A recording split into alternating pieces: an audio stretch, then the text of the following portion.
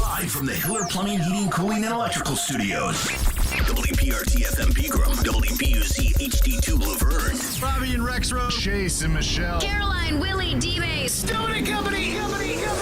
Nashville's best sports talk. Crank it up.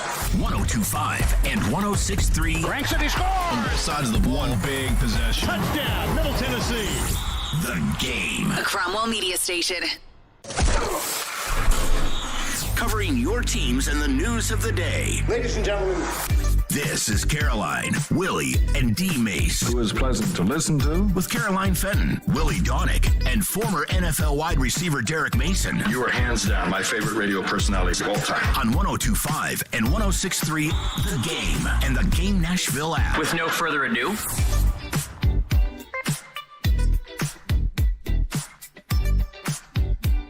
and good morning, everybody. Welcome in to Caroline, Willy, and D-Mase.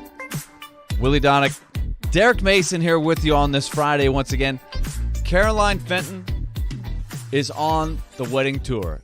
She's at that stage of life, D-Mase. Her circle of people, it seems like every month, every few weeks, somebody's getting hitched. Yeah. So she's at another wedding. Another wedding for her. Yep. She's another chance to catch the bouquet. It's not the wedding. Is it? What was the movie? Wedding Crashers? Wedding Crashers. That's what she is. Not that she's crashing weddings, but she's going to an awful lot of them. Yeah. We assume that she's invited to all these weddings, that she's not yeah. in cahoots with some friends and just finding weddings to go crash every so often and taking Friday off. I wouldn't put it past Caroline to crash a wedding. I think she would. This feel might like be the wedding she's crashing because it's only like, she's going down there and it's one day. She's going down there the day before, so they don't know. She's not on the list, but she's going to find a way to get inside. Yeah. So I feel like we might need to ask a few questions. Exactly. When she comes back on Monday, just to make sure, okay, Yeah. these are legit things. These are your friends, right? This is not something that you got an idea from the movie. Exactly. This is not something you read in the newspaper like, oh, there's a wedding. Let's go crash it. I wouldn't put it past people. That's I a really pretty good wouldn't. movie. Wedding Crashers is a pretty good movie. Oh, man. The comedies, sometimes you got to watch them a couple times, but that one I enjoyed from the start. It's pretty good. Yeah. Pretty legit Then movie. he ultimately, Vince Vaughn. because he goes to a wedding, he ultimately finds his girl at Right. the wedding. So there you go. And then at the end of the movie, Yeah. they're going to crash another wedding. They make up the Exactly. characters, and the girls are joining this time. So Yeah. I shouldn't spoil it, but most of you, I think, If have seen it. If you hadn't seen it by now, then we can't help you. We can't help you. We're going to spoil it for you. The movie has reached an age now where we just have to assume that you've seen it, and if you Absolutely. haven't, and we Your spoil fault. it, it's on you. Yeah, it's not you. on us. It's not on us. It's not on us. All right, D-Mase. Last night, the Celtics, they crept a little closer, and it wasn't close. The Celtics were down 3-0 in the best of 7 against Miami. They were able to win Game 4 to stay alive, and really, last night was no contest. They won from start to finish, led big at half. Miami never really got close. Do you think the Celtics could pull this off? I mean, I don't think they will, but there is a probability, that they do pull it off. The odds continue to go up as they win, a game. They've won 2 in a row. Now the series is 3-2, headed back to Miami. Miami's missing some players. They lost their point guard the night before, twisted his ankle, couldn't play last night. I believe Livingston was his name. Averaged 17 points during the series, so that's 17 points off the court. You don't have Tyler Hero already, so it puts a big strain on Jimmy Butler and the rest of the guys to sort of make it up. And Boston was just on a roll last night. It's like they couldn't miss. They were hitting everything. They out-rebounded Miami, which was, that was a surprise because usually Miami's a good rebounding team, but they out-rebounded Miami.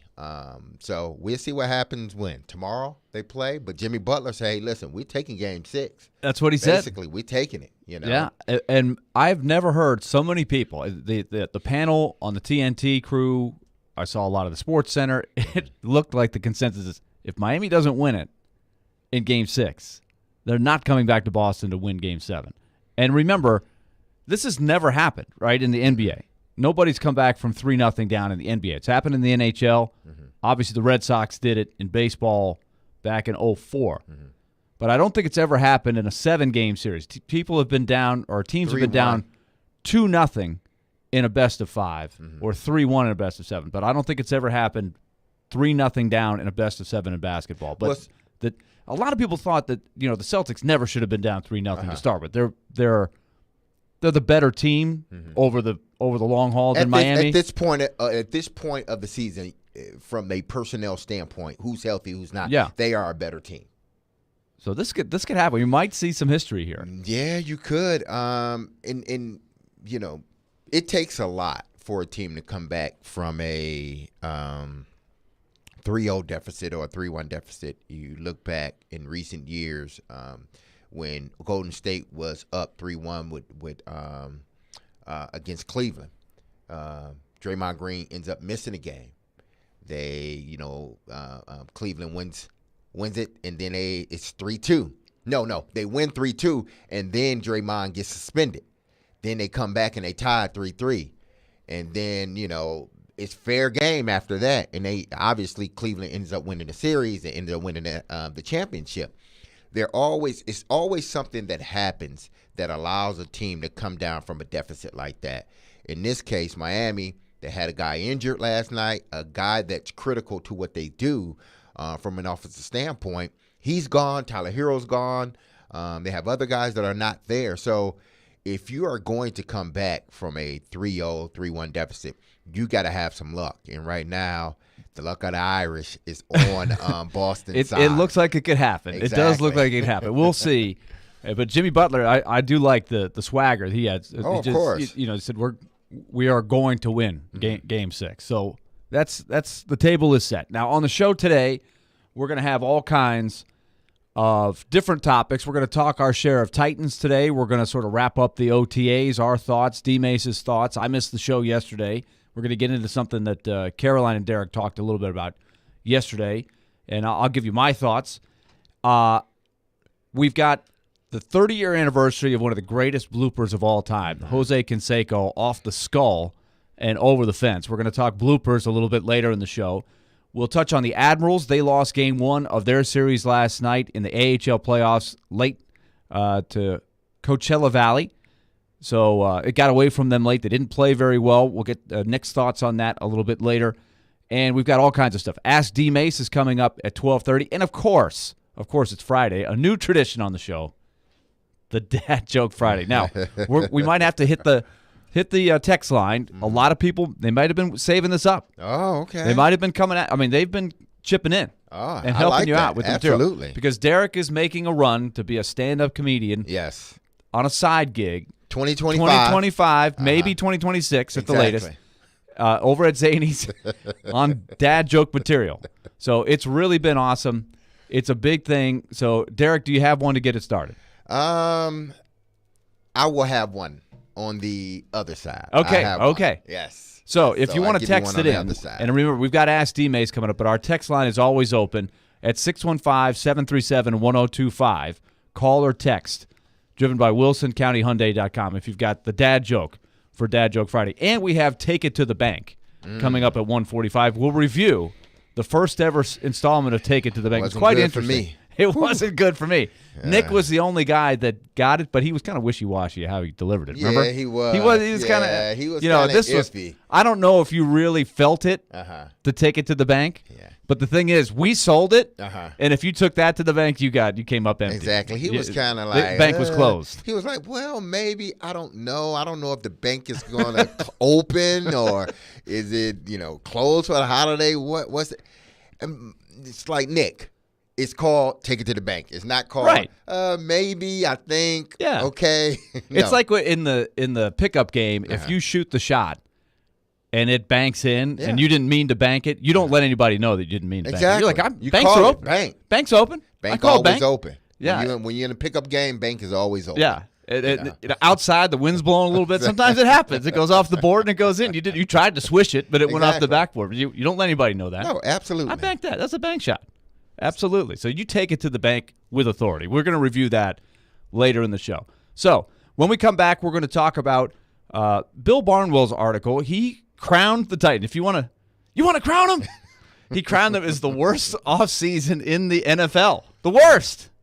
Could that possibly be true? I want to talk. You guys got into this yesterday. I want to give you my thoughts. I want to see what you guys highlighted from this and why he thinks they've had the worst offseason of any team in the NFL. Nick Keiser, are you ready to start this show? Are you ready? Let's do it. For this Friday.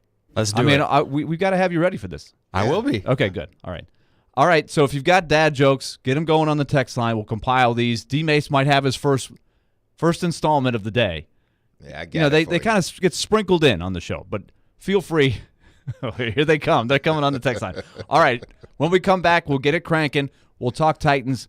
Stay tuned. You're listening to Caroline, Willy, and D-Mase here on 102.5 The Game. All the big plays. All the big stories. For the Predators, are you holding on to what you got, or are you selling some guys off? All in one place. We are Nashville's best sports talk. 102.5 and 106.3. Green flag is in the air. It may not happen that way every game. His shot stopped. Gotta play better, gotta coach better. TD Tigers. The Game and the Game Nashville app. The team at Mercedes-Benz of Music City have done it again. Here's Edwin Vickery to explain. 4-time recipient of Best of the Best. Less than 10% of the dealers in the country receive this award. How did you do it? We say culture eats strategy for lunch, because we can strategize all we want, but unless you have the right culture and chemistry in the dealership, it will not work. Live the dream at Mercedes-Benz of Music City, mbofmc.com. Does this sound familiar? Did your agent provide excellent entertainment with their TikTok videos and constant social media posts about themselves while completely ignoring that you hired them to sell your home? Did they tell you how wonderful they were? How many followers they had? They probably never sold your home, but hey, they did get 15 likes on their selfies. Hashtag my clients love me. Don't let that happen to you. Google TJ Anderson Homes and see why the only likes we care about are our clients loving our service. Ask us about our prepay with TJ option and how it can save you thousands. TJ Anderson Homes of Benchmark Realty. Office number 615-432-2919. The spring menu is here at Kitchen Notes in the Omni Nashville Hotel, featuring their signature cast iron pie with herb roasted chicken, English peas, carrots, potato, simple greens, and a toasted biscuit crumble topping. Or garden succotash with snap peas, black-eyed peas, roasted peppers, sweet corn, tomato, and caramelized onion. Or try the steak fritas with pan-seared ribeye. Kitchen Notes in the Omni Nashville Hotel, open daily till 2 with brunch Friday, Saturday, and Sunday from 7 till 2. Join 102.5 The Game and 94.9 The Fan on June 6th for a night of music benefiting Souls for Souls at the Night Before Charities Writers Round featuring Saving Abel. General admission is $20 with every ticket going to purchase a new pair of shoes for a child experiencing homelessness. It's happening at the all-new Ballad East next to the Gallatin Hotel in East Nashville. Lineup also includes Louis Bryce, Brian Davis, Austin Ellis, as well as Lee and Tiffany Turner. Doors open at 6 o'clock. Get your tickets now at thegamenashville.com/golf.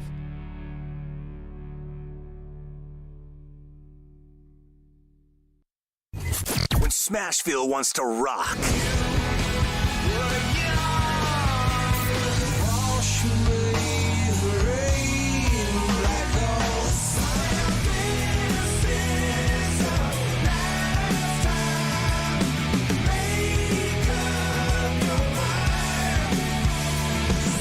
We are Nashville's rock station. 102.9 The Buzz. Anyone want to tell me what happened? Did you miss any of today's show? It's okay. It's fine. Don't worry. Subscribe to the Caroline, Willy, and D-Mase podcast on Apple, Spotify, and other podcast platforms, or by going to thegamenashville.com. All right, I'll give it a shot. This is Caroline, Willy, and D-Mase on 102.5 and 106.3 The Game and the Game Nashville app.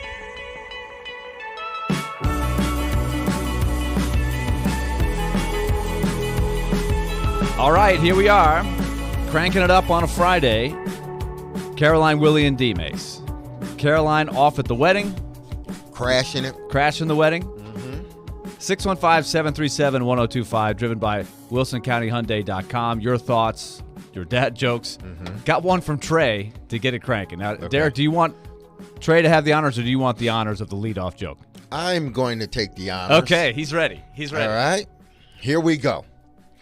What do you call a belt with the watch on it? What do you call a belt with a watch on it? Yeah. What do you call a belt with a watch on it? A waste of time. Yeah, Zany, 2025, maybe 26. Headliner. That's how you started off, Willie. I think that's a good start. That's a really good start. That is strong. We're starting off on the right foot. Now, Trey counters with this. How much does a pirate pay for corn?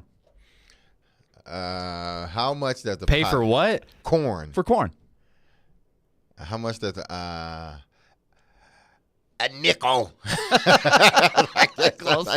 That's how you say it. A buccaneer. Nice one, Trey. Okay. I like that one, Trey. We're setting the bar. We're setting the bar. You got to bring it. You got to bring it. I like we have that a standard now. I like that one. we got a lot of people texting in here, but we are going to mix in some sports talk. I feel like at a certain point where you can fill 3 hours with just dad jokes, but we don't want to use them all in one shot. No, heck no. All right, so you guys talked about this Barnwell article yesterday. Okay, so what was your number one thing that you guys hit on when you saw this? I mean, it's to me, when you get down to it, who cares what Bill Barnwell thinks and how do you really rank who had the worst offseason? But there are a couple themes here, questions he asked that I think are legit. But so what was the number one thing you guys hit on yesterday? Well, we touched on because, as you know, Willie, from a national perspective and from a local perspective, you get two different, views. The national guys sort of look at it because they don't follow. And listen, Barnwell is an excellent journalist, writes good articles, really good articles, and I enjoyed this article as well. But when you are working from a national standpoint, I think you look at teams a little bit different than what we would look at them, Willie. So when Barnwell writes an article, we got to look at it and sort of, take it apart in a sense, and that's what I did with this. It's not like TD or Paul or Hut, some of these, people that see the team every day. Right. Follow every single move. Every single Jim Wyatt follows every single Teresa, follow every single thing that the Titans do. So they look at it from a different lens. And the one thing that struck me was him saying Ryan Tannehill and Derrick Henry are on a decline. Now, I can understand from a national standpoint, just looking at it, you're looking at the age, you're looking at where the team is at, and you think all of a sudden, well, Tannehill didn't finish the season, you look at his numbers, well, he's on a decline. But in actuality, neither one of those guys are on this decline where they're just falling off the cliff. Derrick Henry rushed for 1,500 yards last year. He was the second leading rusher in the National Football League. Ryan Tannehill, it wasn't because of him that they lost.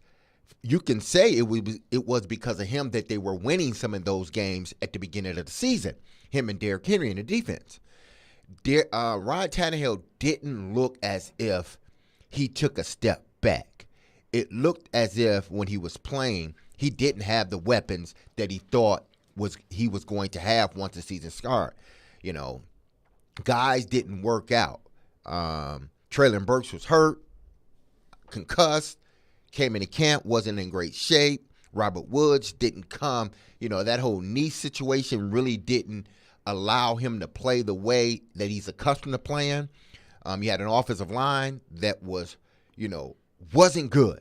So you put all of that together. You don't have many pass catchers. Your offensive line is not that good. A quarterback is, in a situation like that, a quarterback may take a regression, but it has nothing to do with the quarterback.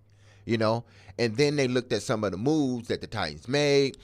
My thing was the Titans the only thing they didn't address was the wide receiver position until later. And I think that's why when a lot of people look at the Tennessee Titans and their offseason moves, that's why they say, well, they had a real bad offseason because the need spot that everybody was screaming about other than the offensive line, was wide receiver. Right. And they did not upgrade that position. Right. And so if you didn't see the article on ESPN.com, so Barnwell has the 10,000-foot view that you're talking about, D-Mase, and that is something that is very much noticeable in a pattern. No matter what website you're looking at or who you're listening to from a national perspective, people don't think the Titans are going to be very good. So Barnwell makes the point that, yes, Rand Carthon cut the players he needed to cut, making way more money than they were worth, especially with some injury issues, and he replaced them with more budgetary guys that he was familiar with from San Francisco, the Arden Keys, Al Shires, Daniel Brunskill, guys that he knew he thinks they can do the job, but will cost a lot less. That was a good move, he said, but couple things that stood out to me. He said they didn't add receiver, and the reason is that they did not address any of the three big contracts that he felt like stick out like sore thumbs, and that is Byard, Tannehill, and Henry. And this is something we have definitely discussed a lot. So his theme is, are they rebuilding or not? Now, that has to sound familiar when he writes that, because we've talked about that. Exactly. And the question is, it looks like from Barnwell's perspective, either you're doing one or you're doing the other. Like, if you're going to rebuild. If you're going to go for it, then go for it. And there's not a whole lot of in between. That's kind of how I see his take. And that's one. I mean, you wouldn't rank the Titans 32nd if you thought you could do a little bit of both. Because what I'm seeing is they're trying to do a little bit of both. They're in between. They're partially rebuilding. They have an eye on the future, but they're not throwing away this year, right? That looks kind of like what they're doing, right? Yeah, and I coined it as they are sort of building toward the future. It's not a rebuild. It's a gradual. It's a building. It's like you have this house that you bought, say when it was just you. And it's a nice, single family home, and it's just you there. Then you end up getting married. So you still can live with it. It's nice. Everything's working well. But then you start to have kids and you don't want to move. So what do? You start adding on additions. You start, expanding rooms. You start doing things within the house because you love the neighborhood. You love the layout of the lot. So you don't want to leave. You don't want to tear it down and rebuild. You just want to build and add on to. And I think that's what the Titans are trying to do. They're trying to add on to the guys that they already have on defense. They're trying to add on to Derrick Henry, Ryan Tannehill, Chigakonkwo, and Treylon Burks. Those core guys, and with the offensive linemen that were there last year, Nicholas and some of the other guys that are within the interior. So what they do is they add on. They added Brunskill. They added Dillard. They added Skoronski. They added, with the draft picks. They added the tight end. They added the running back. So they're adding on to a foundation in a house that is already built. So I don't see them rebuilding. I just see them trying to add on to what they already have to make it better. So you think it can be done, though? See, I tend to agree. I don't think it has to be, we put up a sign and say we're rebuilding. We're knocking the house down and building up a new house, like you're saying, right? I do think there is, and it's not easy to do. Nothing is easy. I mean, I think maybe one of the easiest things to do is when you think you have a chance to win is to add on and go for it, right? I think that, and you have to get to that position. The hard part is getting a team that's in that spot. Exactly. But then, trading a future pick for a veteran, a Julio Jones kind of move, that's fairly easy to do once you get to that point because you're going for it. The questions really are tough once you get through that point. And that's where the Titans are right now is how much are we rebuilding? How much are we trying to find a way to be competitive, maybe knock out a playoff spot this year? It looks like they're trying to do both. As long as they have Byard, Tannehill, and Henry, I think that's how it's going to be perceived. But, Barnwell doesn't. Barnwell's a skeptic on that. He doesn't think you can do that. He seems to be asking the question I've been asking for a long time. Can you keep those three contracts and still do some other things to build the roster? And he uses wide receiver as a huge example of that, right? He says, how are they going to get the receiver? I don't even know who the receiver would be. Exactly. But he said, if you wanted to add a receiver, do you have the money to do that while you have these other three big contracts and very little cap space left. Well, I do believe, and I think once all of this got started, I think after a little bit, I said, I believe that as we sit now, the two guys that are safe, because I don't think all three, are the two guys that are safe, I believe, is Tannehill and Derrick Henry. Okay. The guy that isn't going nowhere no matter what, I believe, is Derrick Henry, because they need him. Whether they need him because they want to continue to go with he and Ryan Tannehill, or if they go with the new quarterback, they need a running game. So they still need Derrick Henry. I always thought the odd guy out was Kevin Byard. So are you still wondering? Are you still concerned? You still think there's a chance something gives there and he's not back for one reason or another? I have if it's more like 60-40 for me, 60 that he's not here. I think he's that one guy because of where the defense sits. This is a good defense, and then they can sort of, they can go get a safety at a lower cost. He may not have the ability or has the resume of a Kevin Byard, but he's good enough to slide in that spot until you're able to either draft someone or get someone via free agency next year that can be that all-pro or Pro Bowl type of safety. So I'm not going to say Kevin Byard is expendable, but he's expendable in a sense. Okay, so if let's say they trade him, let's say it's not the worst case where they cut him, which I don't think that doesn't make any sense. I don't to think me. they're You got to cut find him. a way No, not to have it come to that. But if they move on from him, would you then say it's a rebuild? No, it's still not a rebuild. It's still not a rebuild. No, still not, because you got to understand, you still got Jeffrey Simmons. You still got Harold Landry. You still got Nico Autry. You went and got Arden Key. You went and got Al Shire. Yeah. You still got Fulton and those guys. And you got some good players. You got good players that were part of the building block the last couple of years, and guys that you added on to. So removing one guy, albeit that one guy is a damn good player, but if you remove him, that one guy, to me, is not a rebuild. A rebuild for me is if you take a Derrick Henry and a Ryan Tannehill and a Kevin Byard. That's a rebuild, because now you have to replace all three of those, and those are all three key positions and guys that can still play in this league. So to me, if they do move on from Kevin Byard, and I think I'm more so 60-40 they will, then to me it's not a rebuild. It's, okay, we had to do this. We didn't want to. We had to because of the cap. And we didn't want to continue to kick it down the road. So we had to make a move now with him. Now with Henry and Tannehill, we get to keep them for another year. And possibly Derrick Henry, we can keep him even past that, depending on what happens. Yeah, you could.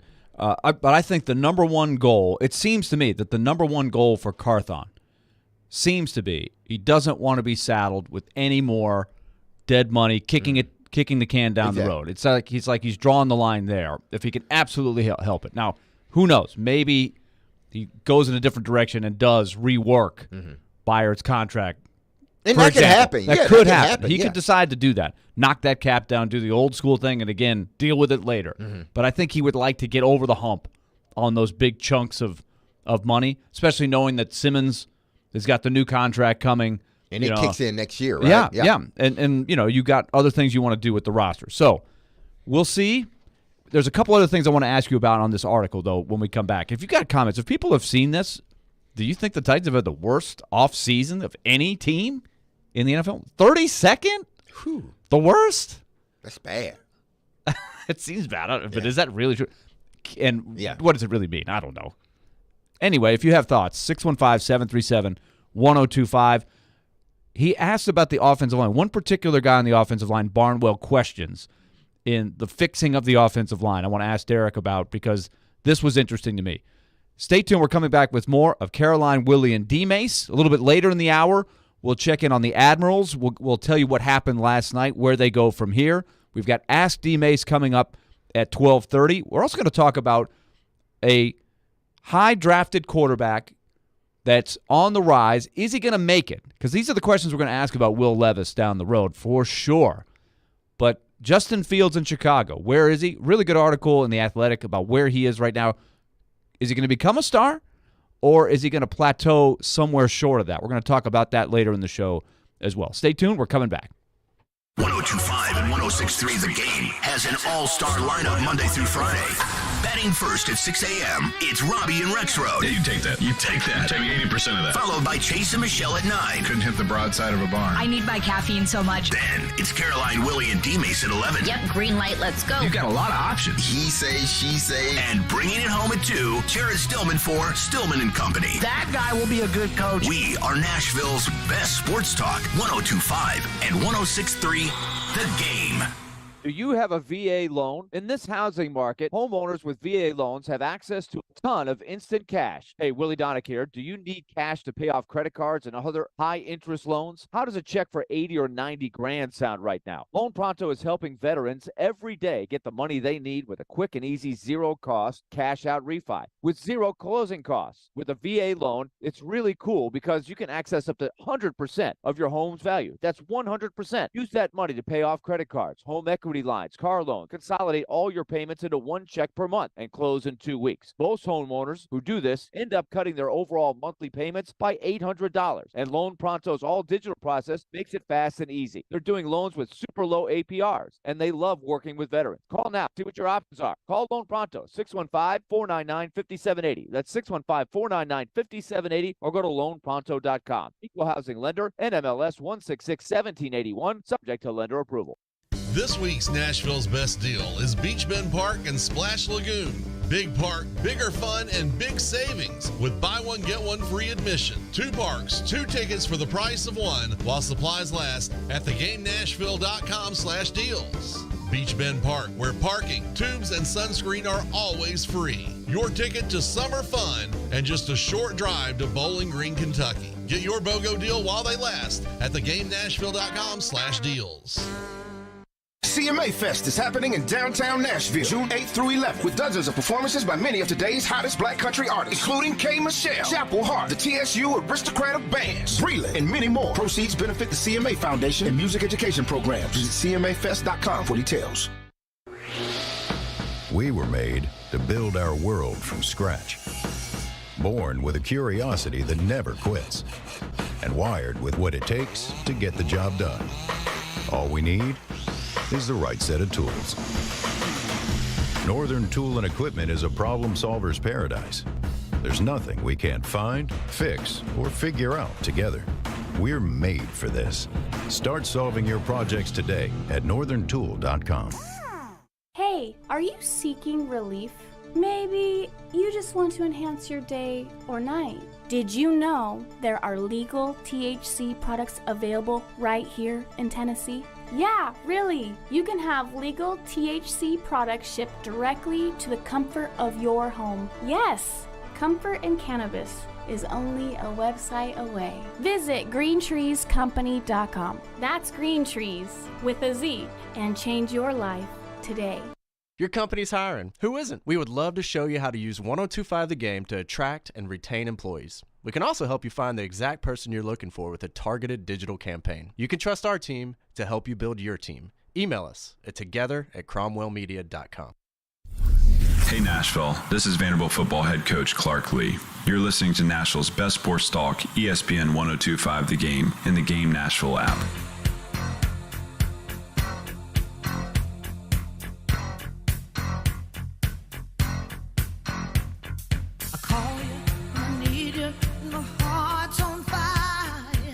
Ah, yes. The late, great Tina Turner. Yep. Did you guys give her the proper recognition yesterday? It was sad to hear the news of the passing of Tina Turner. Did you guys play some Tina Turner yesterday? Yeah, we played some Tina Did you? yesterday. Okay, yeah. that's good. That's good. That's smart. You know what? I got to do yesterday. I was off the show because I was doing with Max Hurst the webcast, the play-by-play of the baseball state championships over at Reese Smith Field at Middle. Great time. We did 2 games, and they both went right down to the last pitch. It was 1-run games. One was a walk-off. One was tying run at third base, 2 out, like stuff that you dream up when you're a kid. Playing for a state championship. It comes down to the last pitch. I mean, it's awesome. But I've been doing that for a long time. A couple years because of COVID, they couldn't do it at middle, so they were doing it at the high school fields, try to keep everybody spread apart, all that stuff. But I'll always remember, I thought about this yesterday because they played it again. They have a great playlist. They do a great job of, when the champions are crowned and they're giving out the trophy and they're having the big celebration. They play Simply the Best by Tina Turner. They've been doing it for as long as I've been doing it. I go back to probably 2011, 2012 when I started doing these games, and I just have a blast doing it. But I thought about that. I was like, here comes the Tina Turner. Perfect timing. I almost said it on the broadcast. It's like just a mark in time. But what a amazing career for Tina Turner. Goodness gracious. Yeah. Movies have been made. It's a great story. But I remember, too, being a kid when she made the comeback. What's Love Got to Do with It? And then that whole string of hits when she was a little bit older. She was an up-and-coming superstar, and they kind of went away for a while. Exactly, yeah. She's an icon, best believe. Yep, no question. All right. So here's the other part of the Barnwell that I wanted to get your thoughts on. He doesn't seem to be a fan of Dillard. Like, I looked at Dillard and what they paid him at the position he may end up playing. We still don't know with Skoronski. But I look at him and say, you know what, that's a pretty interesting shot at it when you can't do worse than the predecessor, right, Exactly. with Daly. I'm not talking about Lewan, but once they lost Lewan, it was like, man, people got used to seeing some pretty subpar play at left tackle. I feel like it's a good move to try Dillard. You've got a chance for a guy to resurrect his career, and if he does, you're not paying him out the wazoo like you do a lot of times for left tackles, right? But Barnwell doesn't seem to be a fan of him. No, he's not. That's one of the reasons he's got Titans' worst offseason. Exactly. But, I mean, and then he mentioned, the offensive line coach, how good he is, and he couldn't, crack the starting lineup and whatnot. But I look at it from this standpoint. Ultimately, the Eagles had the best offensive line in the National Football League over the last couple of years. Just because he couldn't beat out the left tackle on the best offensive line group in the NFL doesn't mean he can't play. He just couldn't beat those guys out. Again, I've seen it plenty of times where guys couldn't beat, whether they couldn't start or crack the start lineup at the receiver position at one team, but then they go to another team and they have a really good career. They flourish, they have a really good career. We could have said the same thing many years, and I understand it's not comparing apples to apples, but Delanie Walker coming from San Francisco. That was a great move by the Titans to get Delanie Walker. But if we were in the same if we were in the same thought pattern of Barnwell, then we'd have been like, man, why did they go get Delanie? He's not even a starter. Right. Why? Right. Delanie came here and he was an exceptional player. He was the best player that they had on offense. Went to a new level in his career. Because he had the opportunity and he took advantage of it. Absolutely. He elevated his career. So it can happen to an individual. So when I look at Dillard, I don't look at, he couldn't crack the starting lineup. I look at a guy that a former first-round draft pick, he dealt with some injuries. Now he gets an opportunity to be that guy to start the year off at left tackle. Either he works his way and continue to be the left tackle, or Skoronski moves over to left and he moves to guard. But I think that was a good move by the Tennessee Titans because you have a guy that many, scouting him thought he was a first-round draft pick, and Philly drafted him in the first round. Now, he has to get better at run blocking. He's a good pass blocker. That's all he did in college was pass block. But he needs to get better at run blocking. And if you believe in the coaching staff here in Nashville, they've changed their offensive line coach, then if you believe in the coaching staff, then you believe that this young man will get better. He will prove why he was drafted in the first round.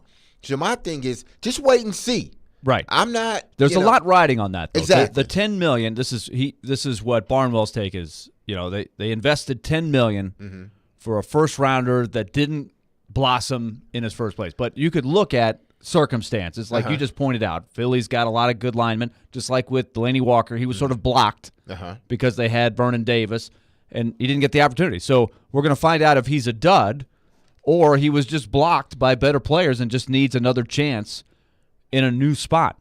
But that's a $10 million bet that could turn into something great, or it could have you still searching. But my point would be, if you're still searching, you're not out $50 million. You didn't go out and put huge money down on a free agent that's aging or something like that. You got a guy that's still got a chance to play for a long time. So I like the move. And it may not work. Like I'll be willing to say in a couple years, you know what? That's all right. It didn't work. It didn't work. A lot of things don't work, but that wasn't one where you lost too much. It's not a lot of sunk costs. Like, for example, we're going to talk about Justin Fields, and we talk about this with Trey Lance and other teams that trade up to get the quarterback. There's more invested. When you trade up to get the quarterback and he flops, it's a double whammy because you're out not only the pick you took, but all the other resources you traded to get that pick. Exactly. So you're really having it right. That's what's great about the Levis thing for the Titans, too, is if he flops, okay, second-round pick that went down the tubes. Wouldn't be the first time, so there's not as much to lose as if you were to have traded up to get the quarterback, whoever that might have been, whether it be Levis or anybody else, right? So that's one way of looking at it. The other guy I want to ask you about real quick, he throws this name in there. I hadn't thought about this guy in about a year. He said, what's left to do? This is Barnwell. Burks needs some help, basically. There's a lot riding on him. It's a lot to ask for a guy that had the issues he had last year to be the man. So he said he likes Chigakonkwo, but he's the only tight end of note on the roster. Would a reunion with Anthony Ferkser make sense? Where is Anthony Ferkser? I hadn't thought about him. Was he playing last year? I honestly can't remember a highlight of Anthony Ferkser. Idea. But what do you think of that at first when you hear that? When I hear that, well, he had 9 catches for 100 yards. He played for the Patriots last year, but obviously not much was going on there. Not much was going on. He was, I guess, he had all his buddies from Harvard coming to the games in Foxborough, and they didn't get to see him play much. Yeah, that had to be a bummer. Yeah, but to me, listen, why would you bring? I'm not opposed to bringing Anthony Ferkser back. But what would you gain in bringing him back? You know what type of player he is. You decided not to re-sign him when he became a free agent. So why then bring him back? It's not like he was lighting up the world. He had a really good year. He had a solid. It was solid, but it wasn't enough. Obviously, because they had to go out and draft Chigakonkwo. Then they went and got Austin Hooper. So they wanted to upgrade at that position. I don't understand what a move like that would accomplish for the Tennessee Titans. Is it bringing another veteran into the tight end room? Because right now, as we sit, it's Chig, it's Josh Wiley, who they drafted. Right. Trevor Wesco, I don't know who that is. He's the new I've already forgot his name. The guy that was just the punching bag last year. And then you got Kevin Swaim. He's the new Swaim. So you don't have much veteran leadership in that room. So if you want to bring in an Anthony Ferkser, who's really a pass catcher, he's not a blocker. Exactly. That's the other. He's not a versatile. If you want to bring him in for veteran leadership, you got nothing to lose. Take a flyer. Okay, you can see how it goes, but you want to upgrade that room from a run, from a pass blocking, and from a pass catching standpoint. I think they're fine at the tight end position. Why not bring back Michael Pruitt too? Exactly, bring them all. And then back. Delaney Walker comes out of retirement, and we got the Delaney. old band back together. Now we got a bunch of tight ends. But where they sit now, Chig is their lead guy, and then you go with Wiley, who they drafted, Josh Wiley. They expect those two guys to be their 1-2. You know, they expect Chig to get better at pass blocking or run blocking, and they expect this young guy to come in and show that he can play both, you know, in the pass game and in the run game. So I think as they sit, they're okay at the tight end position. This is not a position that is of dire need. Okay. Well, that's something to watch for. When we come back, and we'll get back to the Titans discussion a little bit later, and if you've got questions for D-Mase, you can definitely let them fly at 12:30. You can get them in now if you want. We'll put you on the list. We got a lot of people And we might have another round of dad jokes here very soon as well. But the Admirals played last night. A lot of you may have just forgot they were playing. It was pretty late at night. And, of course, they got off to a good start, but they fell in Game 1. We'll give you a little bit of what happened last night, where they go from here. They're down 1-0 in a best of 7. This is not a best of 5. It's best of 7 in the Western Conference Finals in the AHL. Nick will help us out with that. And then Ask D-Mase coming at 12:30. We're also going to talk Justin Fields and the path of a hopeful franchise quarterback. Where are the Bears in that process? Where is Fields? Pretty interesting study, and we'll tell you about it. Good article in The Athletic about it. Stay tuned. We're coming back with more. Caroline, Willy, and D-Mase here on 102.5 The Game. 102.5 and 106.3 The Game has an all-star lineup Monday through Friday. Batting first at 6 a.m., it's Robbie and Rexroad. Yeah, you take that. You take that. Take 80% of that. Followed by Chase and Michelle at 9. Couldn't hit the broadside of a barn. I need my caffeine so much. Then it's Caroline, Willy, and D-Mase at 11. Yep, green light, let's go. You've got a lot of options. He say, she say. And bringing it home at 2, Jared Stillman for Stillman and Company. That guy will be a good coach. We are Nashville's best sports talk, 102.5 and 106.3 The Game. Hey, it's Withrow. Regal Realty Group and Monarch Title have made it even easier for you to buy or sell your house. Their updated website is very helpful for buyers and sellers with a list of communities and featured listings and answers to questions you may have when selling. Take a look around at regalrg.com. You'll find your new home with their super easy search bar. Regal Realty helps from contract to closing and everything in between, like inspections, appraisals, and paperwork. Let them do the heavy lifting and make it easy for you. Everything you need is at regalrg.com. It's almost time for the second annual Music City Celebrity Golf Tournament presented by Gary Force Acura and benefiting our friends at Souls for Souls. Join us on June 7th at the President's Reserve at Hermitage Golf Course. You can put a team together to play with athletes, musicians, and other local celebs like me. It's going to be awesome and for a great cause, and you'll have a great chance to win great prizes. Sign up to play, sponsor, or simply donate at thegamenashville.com/golf. Hey, it's Jared from my friends at Hiller. Hiller's Heat Wave Heroes are keeping you from getting burned this summer. If you know your home needs an air conditioning replacement, do not wait until it breaks down. You do not want to be sweating in your home. This month, get a free UV light and free electronic air cleaner when you buy select new HVAC systems. Or get a whole home water filtration for just $59 a month. Or get a new whole home generator for just $139 a month. Call Hiller's Heat Wave Heroes to save the day. Visit happyhiller.com to book. There's a right way and a wrong way to fight off mosquitoes. Karate chopping the air, in a public place, in front of your kids, and their friends, Mom, is the wrong way. Using Stem mosquito repellent is the right way. Stem effectively repels mosquitoes by harnessing active ingredients found in plants, like lemongrass and peppermint, making it safe for use as directed around people and pets. Stem, rooted in nature, optimized by science, and embarrassment-free. Sometimes it's good to be loud. This is the NFL. Especially when you're Jared Stillman. That's where we are. He's not afraid to say what's on his mind each and every day. That was embarrassing. I don't care if you're a rookie. That was embarrassing. Stillman and Company. Weekdays at 2 on 102.5 and 106.3 The Game and the Game Nashville app. Having some fun in the midday. Okay, that's really fun. This is Caroline, Willy, and D-Mase. It's a good source of energy because it's live. On 102.5 and 106.3 The Game and the Game Nashville app.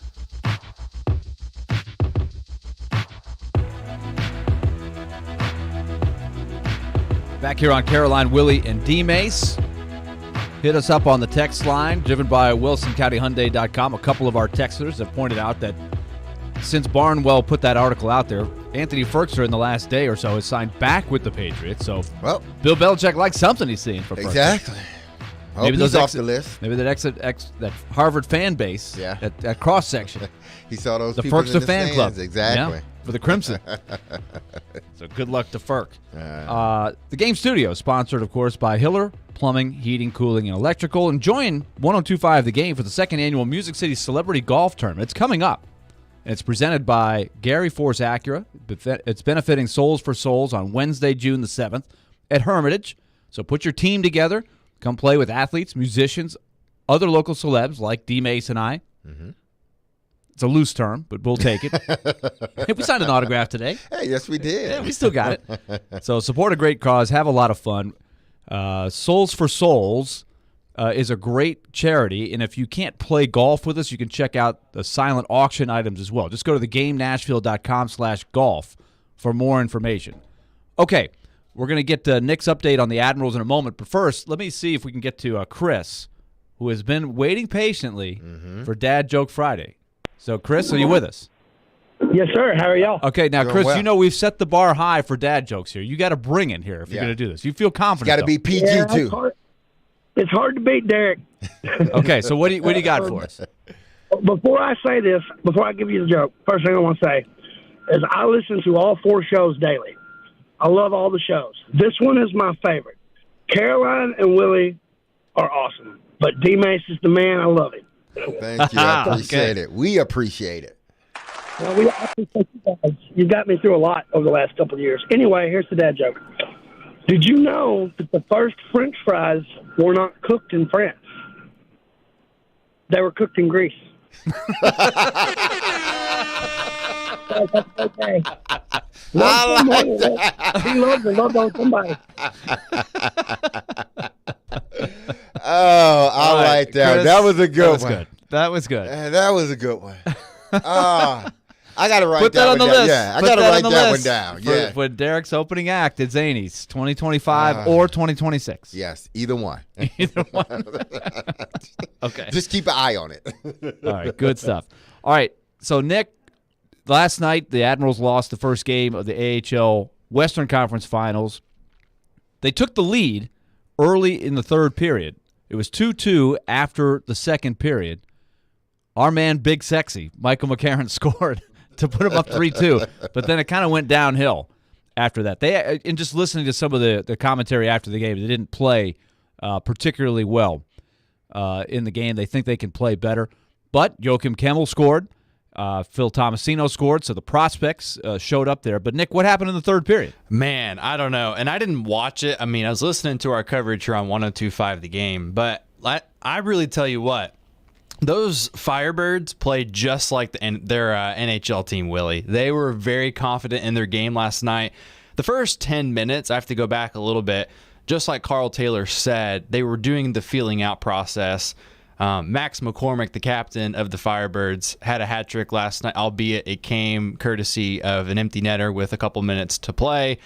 But nonetheless, when you take a look at what they were able to do in the third period, the Admirals just let up a couple of odd man rushes. I would also like to point out the fact that special teams was at work a lot in the third period, especially in the second period too. So they didn't give themselves much of an opportunity to execute on offense. But when they did, you saw Joachim Kemmel score a goal, which was phenomenal by him. He has 6 goals now, I believe, in his 23 games with the Admirals. I'll take a really quick look. He has 6 playoff goals. 12 goals in the last 23 games. Willie, That's I really think something. he could really make a case to make the Predators. Just the way he's playing, I'm saying he could play more in Milwaukee, but he looks really sharp, and the shooting is very, very elite from what I've seen. I did not think Luke Evangelista would play any games for the Predators last year, even though he had a huge year in the juniors. But he went to Milwaukee, he excelled, and we know what he did for the Predators. Looked very good. Now he's got to prove that he can keep doing it year after year consistently. Kemmel, when he came to Milwaukee, and they put him on the roster, when all of those Admiral guys were up with the Predators, he was kind of the lone prospect. Like, it was a bunch of vagabonds. Like, poor Carl Taylor's like, we need guys. Like, Scott Nickel was like signing guys off the street, tryouts and stuff like that, just to fill out the roster to keep them afloat, and they did a really good job. And one of the reasons was Kemmel played really well. They gave him a score. So I don't think he will start the year for Probably the Predators not. next year. I'd No. really be doubtful. He needs more time to learn the game. But I wouldn't rule it out by the end of next year. I guess you have to wonder if he just keeps going. You always hope for a guy that's on the fast track, that's special, that jumps out above the rest, that's not, the typical curve of development, and everybody goes at their own rate. I'll give you an example. The Stars, who won last night, and Nick, you know this, the 2017 draft, they were kind of a middling team. And I heard Jim Nill in a recent interview their general manager. And he said, we were kind of hurting. We had Jamie Benn and Tyler Sagan and some older guys, and we were thinking, do we have to break this whole thing down? And what happened? They hit the jackpot in the 2017 draft with Heiskanen, Jason Robertson, and Jake Ottinger. They got all three in one draft. So I guess all that to say, you never know. Like you have to hope that this particular group of prospects for the Predators, maybe they're not all superstars, but if they can hit on some of these guys that aren't the high first-round picks. Now, Heiskanen was a high first-rounder. Robertson was a second-round pick. Ottinger was a lower first-round pick. So you just never know where the guys are going to come from, but that's what you need. No, and you never know. And Willie, what's really funny, I heard a story with Jake Ottinger talking with, I believe it was Elliott and Jeff Merrick, saying, hey, I thought I was going to the Blackhawks in the draft. Mm-hmm. So you could have still seen him in the Central, but playing for the Blackhawks. Now, also, too, of note, that I thought was good for Tomasino was he scored his first career AHL postseason goal last night on a weird angle of a goal. He came down low. He had that weird little okay, I need to throw it off the pads here, try to get a chance. And it ended up, trickling right past Joey Decourt, I think is how you say his last name, Willie. But, yeah, phenomenal performance by the forwards when they had their chances, but special teams really hurt them last night. Yeah, gave up a shorthanded goal. We'll see. So game 2 is tomorrow night. Yep, correct? 9 o'clock. 9 o'clock. We'll have it here. Yep. Okay, 102.5 the game. So that is your Admirals check-in. We'll see if they can bounce back and get the split on the road before they come back to Milwaukee. So good stuff there. And just in case you're wondering, the Coachella Valley Firebirds, they're a brand-new team. Do you know who their affiliate is, Derek? Coachella Firebirds. I already said it earlier. We'll see. Not the Stars. I actually didn't know, but when they won, Coachella Firebirds. I'm thinking Coachella is out west, right? Yeah, they're Southern California. Yeah. They're in the desert. So San Jose. It would make sense, but in a long time that league was centered in the Northeast, and the teams out west, they had to get a prospect up. Like, okay, we got an injury, we need a guy here tomorrow. They have to fly him from New Hampshire all the way out to L.A. That was just ridiculous. Nashville, Milwaukee makes a lot more sense. You got to get the guy there quick a lot of times. But so a lot of teams are out west now, but it's the Kraken. So a lot of things going well for the Kraken. My goodness, for the second year they got these other guys. Where did they get these guys? They've only had one draft or two drafts, right? This is a good track. They're doing a lot of things right. Yeah. 2 drafts, and they shared affiliate last year. I forgot who it was with, but because they didn't have enough guys. No, right? they did not. No. So it's interesting. All right, when we come back, we're going to hit on Justin Fields. Where is he going? What does D-Mase think? Is he on his way to being the next Josh Allen or Jalen Hurts, or is he short of that? A high first-round pick. The Bears traded up to get him. Now they're trying to put the pieces around him. If you did any watching of Justin Fields last year, he flashed, but they didn't win a lot of games. So where's that going? We'll ask D-Mase, and then all of you will ask D-Mase coming up at 12:30. Stay tuned. We're coming back with hour number 2 here on Caroline, Willy, and D-Mase. ElectronicExpress.com. We make it happen. Willy Donick here for Pella Windows and Doors of Nashville. The official brand perception report is in, and the Pella Windows and Doors brand is #1 for the most trusted, most often recommended by others, and highest quality. Nashville area homeowners are very lucky because Pella Windows and Doors of Nashville is one of the top locations in the country. They provide award-winning excellence when it comes to craftsmanship and installation. If you need new doors or windows, I suggest you choose the experts at Pella Windows and Doors of Nashville. Go to PellaofNashville.com. 20 years ago, when Genesis Diamonds came to Nashville, this was one of the most expensive cities in America for diamond jewelry. Our radical approach and no middleman pricing changed that forever. And now we're doing it again, this time with lab-grown diamonds. We were shocked to find out what the other mall stores and the other big radio advertisers were charging. They sell their platinum 4-carat VS2 lab-grown earrings for $15,720. We sell them for $6,900. Their 3.08-carat lab-grown round diamond with G-Color VS2 clarity is $10,045. We sell it for $5,900. Looks like they might be going back to the old ways. If they're charging this much on lab-grown diamonds, kind of makes you wonder what else they're selling at the same outrageous markup. Nashville, we are not going backwards. At Genesis Diamonds, our non-commissioned trusted advisors are here to give you all the information with details you can trust and prices you can count on. Genesis Diamonds, Green Hills and Cool Springs. Now, your Game Center update.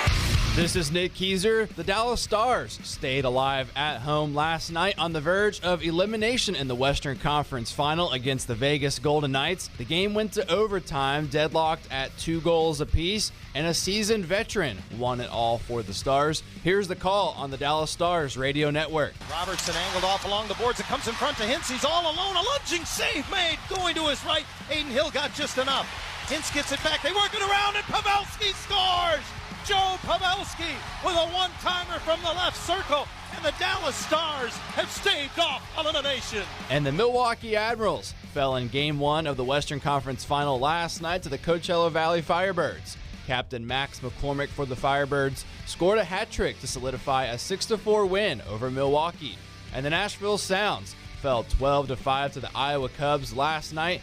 They'll be back in action tonight at 6:20 p.m. on 94.9 The Fan. You're listening to 102.5 and 106.3 The Game. For more, follow us on Twitter at 1025 The Game or visit thegamenashville.com. Live from the Hiller Plumbing, Heating, Cooling, and Electrical Studios. WPRT-FM Pegram, WPUC HD2 Laverne. Broadcasting on Alexa. I appreciate that. And other smart speakers. 1025 and 1063. 1, 2, 3, 9. I think it was a good game. Had a couple of big plays. The Game. A Cromwell Media Station. Covering your teams and the news of the day. Ladies and gentlemen. This is Caroline, Willy, and D-Mase. It was pleasant to listen to. With Caroline Fenton, Willy Donick, and former NFL wide receiver Derek Mason. You are hands down my favorite radio personalities of all time. On 1025 and 1063, The Game, and the Game Nashville app. With no further ado.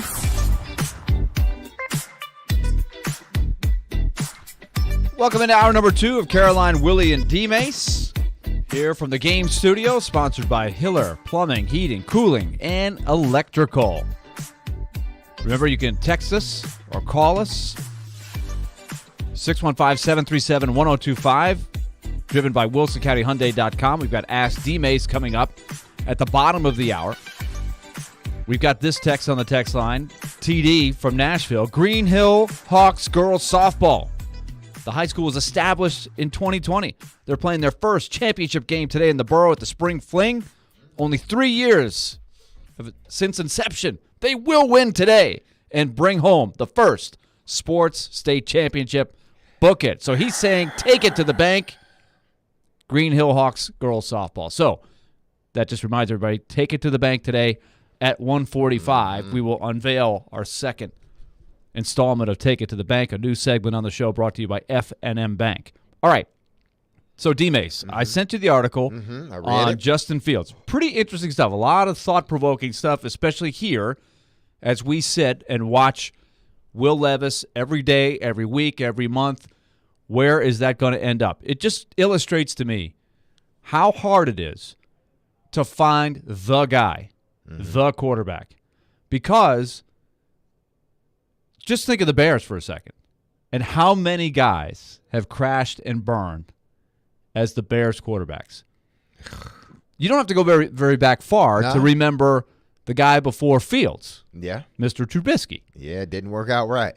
It didn't work out at all. But you know what was interesting about that is he had a pretty good second year. Remember they had the year where I think they were 13-3 or 12-4. I mean, they had a great year, and he played pretty well.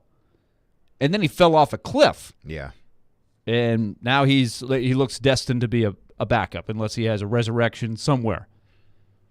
But then you go back through decades and decades of Bears quarterbacks. Guys they drafted, guys that they signed. Jay Cutler, Mike Tomczak. I mean, Jim Harbaugh. They just went through it. They've really struggled.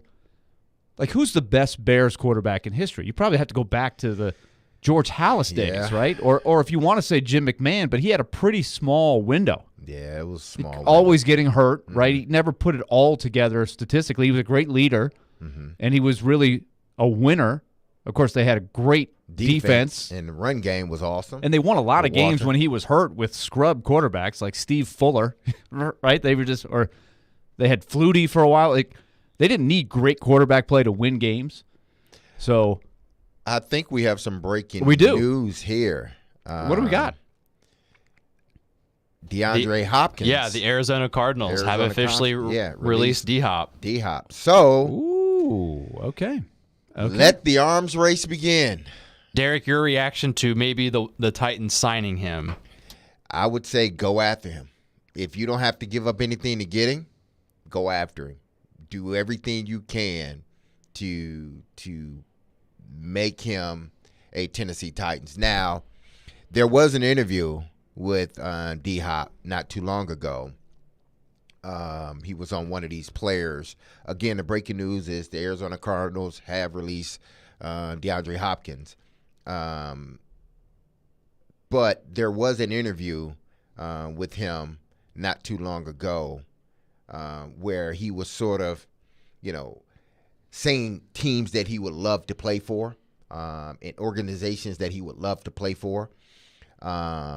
Unfortunately, the Tennessee Titans were not on that list. Okay. I forgot the 3 or 4 teams. Baltimore was one of them. There were 3 or 4 other teams, but the Tennessee Titans weren't on that list. But his description of what he would like in a organization fits what the Tennessee Titans are. Good management, a good coach, solid, foundation, good quarterback, good defense. These are all the things that we believe the Tennessee Titans have. They have a quarterback. Yeah, he's 35 years old, but he's a good quarterback. Hell of a run game with Derrick Henry. Hell of a coach with Mike Vrabel. Defense is one of the best defenses in the National Football League. He understands that in order to win championships, man, you got to have some remnants of a defense. You can't just make it so offensive heavy because once you get in the playoffs, things change, and you got to have a defense that can stop people. So that was one of his, sort of criterias. He was in, I forgot where, I think he was in another country? Working out with some renowned, trainer when he did the Was interview. his name Yoda? I guess it was. Was it a different planet? But he was in the Dagobah system. Yeah, but he gave all of these criterias of, if I was to go somewhere else, this is what, All right, so this is what I would like. Let's boil it down to the brass tacks here. Mm-hmm. This is a guy that could help any roster. He was in Toronto. That's where he was. He's in Toronto. So a far off out. country, Yeah. Canada. Exactly, far off country. Or Canada. as Hal likes to rib Chris Mason, America's attic. That always gets under Mace's skin. He goes, well, "Come on, hey, come on, Skillsy. We're better than that." Skillsy loves to needle the Canadians. So anyway, he's up in Toronto. All right, so we know DeAndre Hopkins. We've talked about him a lot. He's going to be 31. He's missed a lot of games. He got suspended for some. He's injured for some. But, he's top level when he's at his best. Can he still do that? So anybody would take him. The question is, you just pointed out. You just kind of gave the selling pitch. Like you almost sounded like you were pitching DeAndre Hopkins. Here's why you should come to Tennessee. But first of all, I don't know if that's going to be as appealing as, let's just, for example, say a team that's been rumored to be interested, the Buffalo Bills. Yeah, he wants to win now. He wants to win now. Yeah. So where are you going to go? Could Buffalo use one more weapon? The other part of the equation is always what? Money. So now he's released. So it just shows you that I'm sure Arizona picked up the phone and called everybody. What would you trade us? And nobody wanted to give up anything. And the phone line was dead on the other end. No, we're not biting. We'll just wait. We're going to wait it out.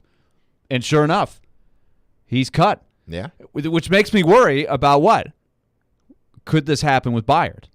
Yes. You get to the point where, so. And then you have to. Right. Not that you want to, you have to. Yeah. So that's what I hope Rand Carthon is not facing here and just not telling anybody. Like, can they fit these contracts, Henry, Byard, and Tannehill, under the cap and still be okay?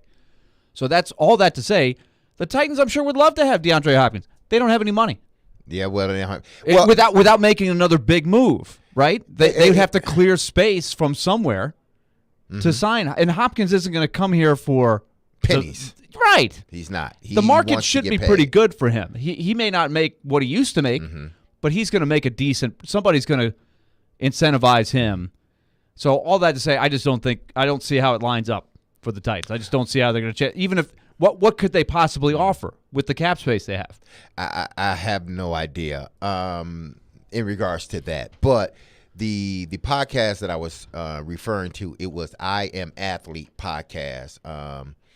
When DeAndre Hopkins listed, the 5 QBs, along with some other things that he was talking about in regards to teams he would love to go to or play with, he most liked to catch passes from Josh Allen. You mentioned the Buffalo Bills, Jalen Hurts, the Eagles. I don't think the Eagles have enough room to fit him in.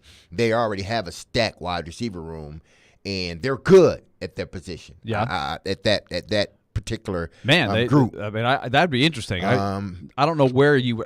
If I'm Hopkins, I'm looking at that group of wide receivers and saying, am I going to get how many passes am I going to get thrown to me? Yeah.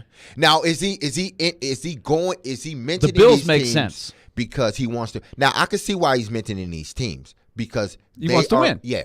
He mentioned Lamar Jackson in the Baltimore Ravens. Now, that's an intriguing one to me. Justin Herbert in the L.A. Chargers. Another interesting team and quarterback. So these are the teams or quarterbacks that he mentioned on the I Am Athlete podcast that he would love to catch passes from, quarterbacks or teams that he would love to play for. The Tennessee Titans are nowhere in this. But if you look at every team, you got the Buffalo Bills, who many believe they have a good shot at going to the Super Bowl. Obviously, the Philadelphia Eagles are probably right behind the Kansas City Chiefs as far as odds to win the Super Bowl. The Chiefs, their odds to win the Super Bowl are probably number one, more than likely. Then you have the Ravens and the Chargers, who odds are much higher than what the Tennessee Titans are. So if you are the Titans, do you even – I guess you have to kick the tires to see where he is and what he wants. But realistically, would he come here considering what you're going through? Because if he comes – now you have to make a decision on Kevin Byard. And you got to make a decision I think you do. On the running back and the quarterback as well. I wonder how the math would work. Now, people have figured out ways to unless you sign them and then push a lot of money to the next following year. I'm always the yin to Jared's yang on this. Jared basically says you can do anything you want. And that is true. You can, but eventually catches up with you. Eventually it catches up with you, or it's going to cost you something else on your roster. The question is, can you wave the magic wand, use all the flexibility, push money down the road? And again, it comes back to the question we asked in the first hour. Where are you on the rebuilding spectrum? How much are you actually going for it this year? Because here's the one thing you could offer to DeAndre Hopkins. You can be the number one guy. You would be our main man on this roster. And we've got some other guys that if you're the number one, the other guys will take the slack. They're good enough, Burks, Phillips, and you could argue, this would be the sell, that you're the main man, you're going to get your 100 and something targets. But we've got Derrick Henry, and we've got some young receivers that could be okay if they've got a veteran like you balancing it out. They can take it could work. But I don't know if that's going to work. So let's come back to that when we come back. And we'll get some people's reaction on this. If they want to say, do you think the Titans should go for this in the stage they're in, or pass and let's play for the future? 615-737-1025. Eric, stay on the line. We'll get you on the other side. We'll get Eric on the other side to get it started here. Stay tuned. You're listening to Caroline, Willy, and D-Mase here on 102.5 The Game. Every day we are live and local. Blown out in one game against a team that's just flat out better than you. And your source for Nashville sports. How many needs are you going to create for yourself this offseason? We are Nashville's best sports talk. 102.5 and 106.3 The Game and the Game Nashville app. Family Leisure's 31st Memorial Day sale. DIY pools start at just $19.99. 24-foot pools are only $29.99. Installed 6 months, same as cash. Great prices on spas and hot tubs. The Cypress Spa by Strong is only $29.99. I want some new patio furniture. Family Leisure has hundreds of sets on sale. The Sabre Infrared Grill starts at only $11.99. Complete Bull Grill Island start at only $39.99. Installed with a Sabre grill head. Tanning beds, pool tables, massage chairs on sale now. Family Leisure, 2 huge locations, Antioch and Franklin. Spring. It's a season full of new life and new opportunities to celebrate. Hi, it's Alex Johnson from the Diamond Cellar. From weddings and anniversaries to new babies and graduations, plus everything in between, there's no better place to discover the perfect gift for every occasion than the Diamond Cellar. As a true jeweler, we not only curate the finest selection of luxury jewelry from world-class designers, but we can also create something truly one of a kind just for you. Visit the Diamond Cellar in Green Hills or online at diamondcellar.com. Mom, we're out of potato chips.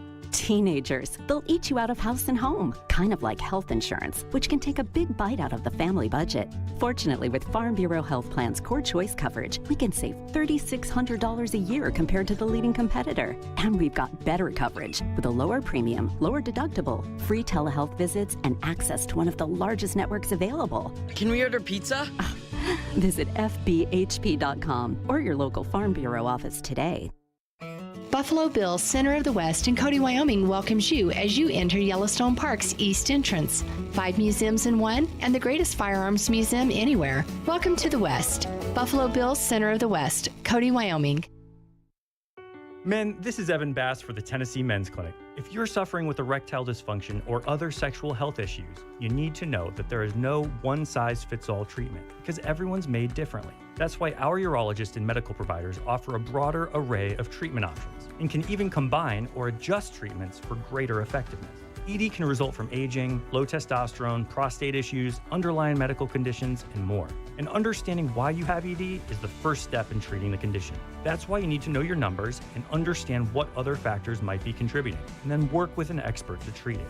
And that's where we shine. At the Tennessee Men's Clinic, we have protocols that are effective in nearly 90% of cases, which means we'll likely find the right treatment for you and you can get your sex life back. So call us. Your first appointment includes blood work and a medical consult. Call 615-208-9090 or go to TennesseeMen'sClinic.com.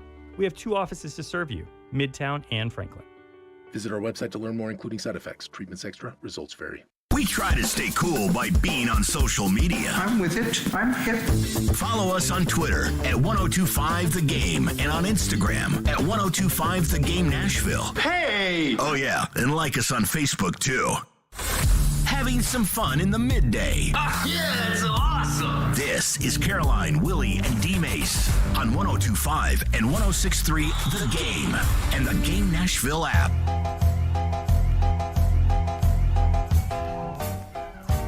Caroline, Willy, and D-Mase continuing. We'll have the Ask D-Mase portion at 12:30, and you might want to tailor your question towards some breaking news. DeAndre Hopkins, outstanding wide receiver for a long time, has been released by the Arizona Cardinals. Played 3 years with the Cardinals. Remember that weird trade? The Texans to the Cardinals where you're like, what are the Texans doing? Not the last time, or not the first time, not the last time that we have uttered those words. What are the Texans doing? Yeah. Remember the old Bill O'Brien? Like, what? Hey, what's going on here? What are you thinking? But it didn't really work out well for the Texans or the Cardinals to some degree. Although, they were pretty exciting. At times, it did look like it had potential. When he was healthy, he was their guy. His first year, he caught 115 passes, 1,407 yards for Arizona. And, they haven't been bad at all. When it's looked right, it's looked pretty good. But they've just never put together the whole shebang. And now Kyler Murray's hurt.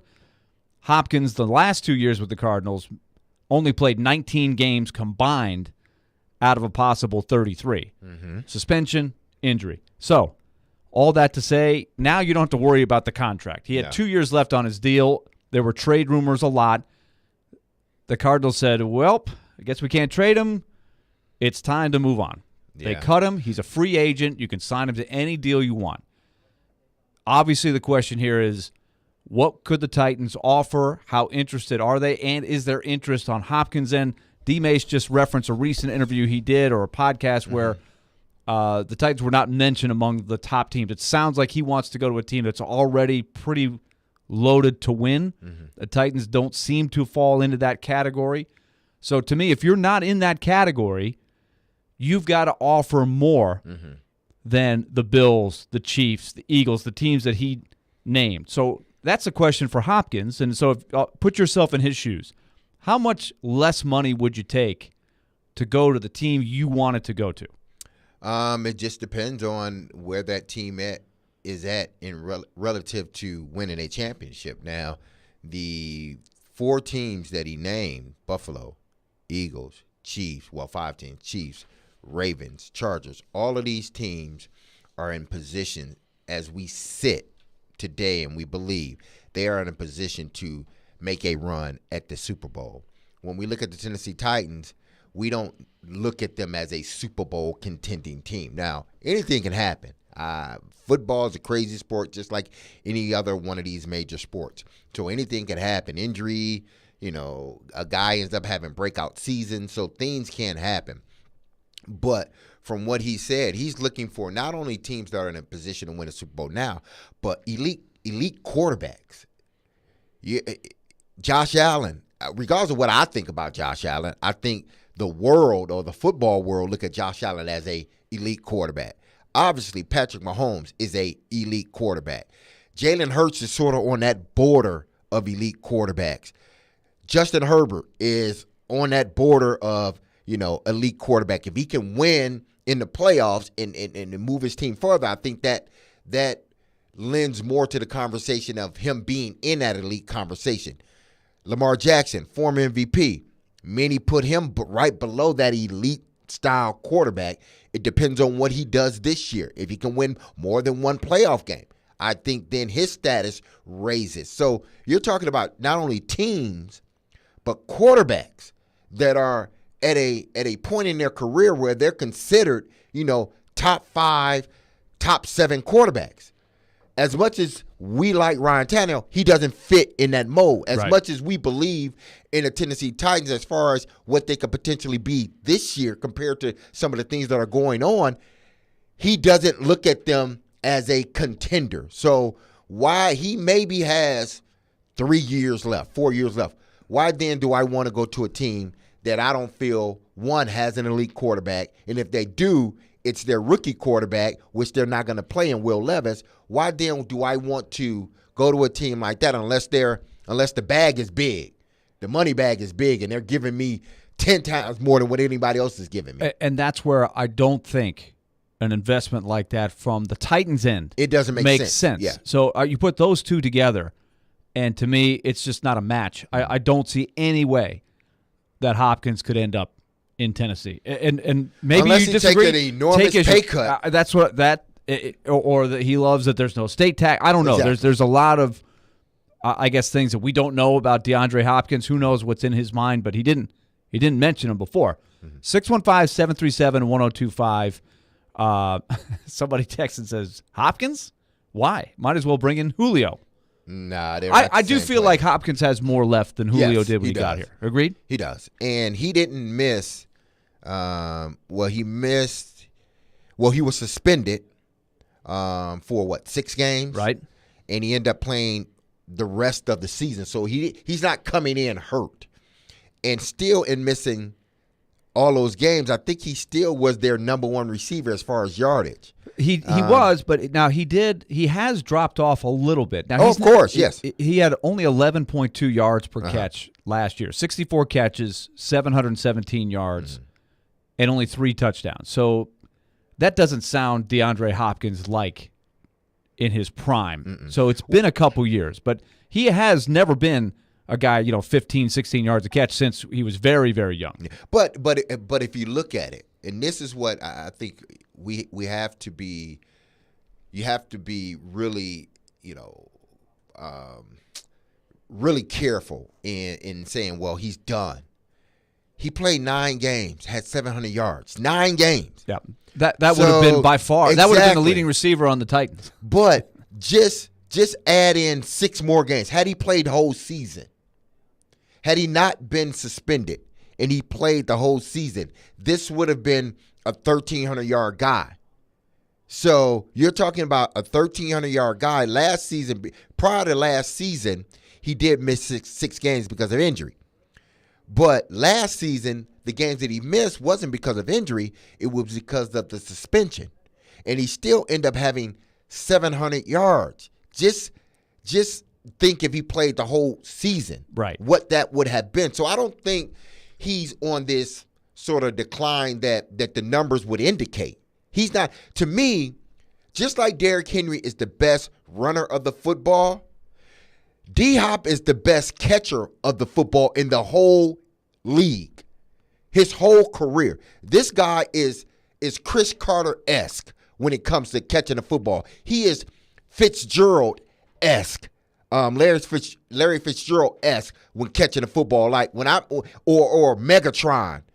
These are guys that you throw the ball up, 9 times out of 10 they're going to catch it no matter where the ball is.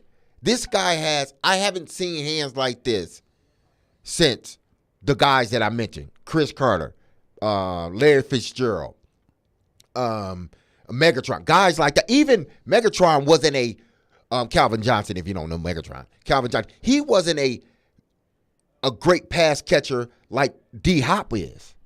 So to me, whoever gets him, they will get a guy that is going to put up over 1,000 yards this year. Okay. I am curious, because I'm looking at Football Outsiders, as to why last year his numbers don't track well with their metrics. He was ranked 70th. Mm-hmm. And that factors in. Because of the quarterbacks, and I think he didn't want to play. It's interesting. I would think, 717 yards in 9 or 10 games, that's not bad. But he didn't. The efficiency wasn't there. It wasn't there, yeah. According to the Football Outsiders. That's just one way of tracking. I'd be curious of other analytic sites and why they track why that was. Because like you said, he's a guy, you just watch him. He's an elite catcher. He's got elite tools that you can't teach, and he's been around for a long time. So very curious to see what the market looks like. I'm not sure there's a market here. That's my take. But you guys can ask D-Mase on this when we come back. It's Dad Joke Friday. We've got phone callers lined up. Ask D-Mase is in our next segment here. So we already got Eric. We've got Tyrone. We want to get you in there too. 615-737. Call or text driven by WilsonCountyHyundai.com. Stay tuned. We're coming back with Ask D-Mase next on Caroline, Willy, and D-Mase. The NFL offseason is in full swing, but you'll never miss any of the big news. Thanks to Yahoo's Charles Robinson. They know that there's a chance that they're going to have to deal this guy. He's one of the best insiders there is. All of a sudden, he becomes a functional player who we thought was just trash. Join Charles Robinson every Thursday morning at 8 on Robbie and Rex Road, presented by the NFL Alumni Association on 102.5 and 106.3 The Game and the Game Nashville app. Hey everybody, it's Friday, and we've got a brand new segment on our show called Take It to the Bank, and it's brought to you by F&M Bank. That's coming up today at 1:45. I've been talking a lot of F&M Bank lately, and I want to tell you why I'm really excited to have them aboard as a brand new sponsor on our show. Whatever your banking needs are, they don't need to be complicated, and that is the motto of F&M Bank. Life is complicated. Your banking doesn't have to be. It's F&M Bank. They've got 20 convenient locations across Middle Tennessee and Southern Kentucky. We've talked about the Clarksville connection for those of you living up that way, but it's all over the place. There is a branch in Franklin and Mount Juliet right on Main Street. Murfreesboro, Lebanon, Springfield on Memorial Boulevard, right in the heart of town. West End Avenue right here in Nashville, right in the heart of town. All kinds of great ones. Plus Hendersonville, White Bluff, Greenbrier, wherever you're listening, F&M Bank has got you covered. So life is complicated. Your banking doesn't have to be. They want to build a relationship with you in your community. It's F&M Bank. They're changing the way banking is done. Life is complicated. Your banking doesn't have to be. It's F&M Bank. Equal housing lender, member FDIC. Remember to visit online, find your nearest location at myfmbank.com. Looking for a big diamond? Genesis Diamonds introduces our Elite Collection, all new for this year. These are large, rare diamonds in the top 1% of the world. 3 carat, 4 carat, 5 carat, up to 10 carat precious diamonds for the most discriminating buyers who appreciate quality. Genesis owners travel worldwide, tapping a vast network of diamond cutters, carefully hand-selecting each of these remarkable diamonds. We invite you to view this premium collection of GIA-certified diamonds, rounds, cushion cuts, emerald cuts, even fancy colored diamonds in size and quality never before seen here. And to showcase these exquisite stones, only Genesis has the finest handcrafted rings from all the world-class designers. If this is the year you're upgrading her original diamond, or you just want to go big for the first time, no need to travel to New York or Los Angeles or Antwerp. Genesis Diamonds' elite collection of large precious diamonds is here in Nashville. Genesis Diamonds and luxury pre-owned Rolexes, Green Hills and Cool Springs. Hi, we're Comparion Insurance Agency. Right now you're thinking, Comparion, never heard of them.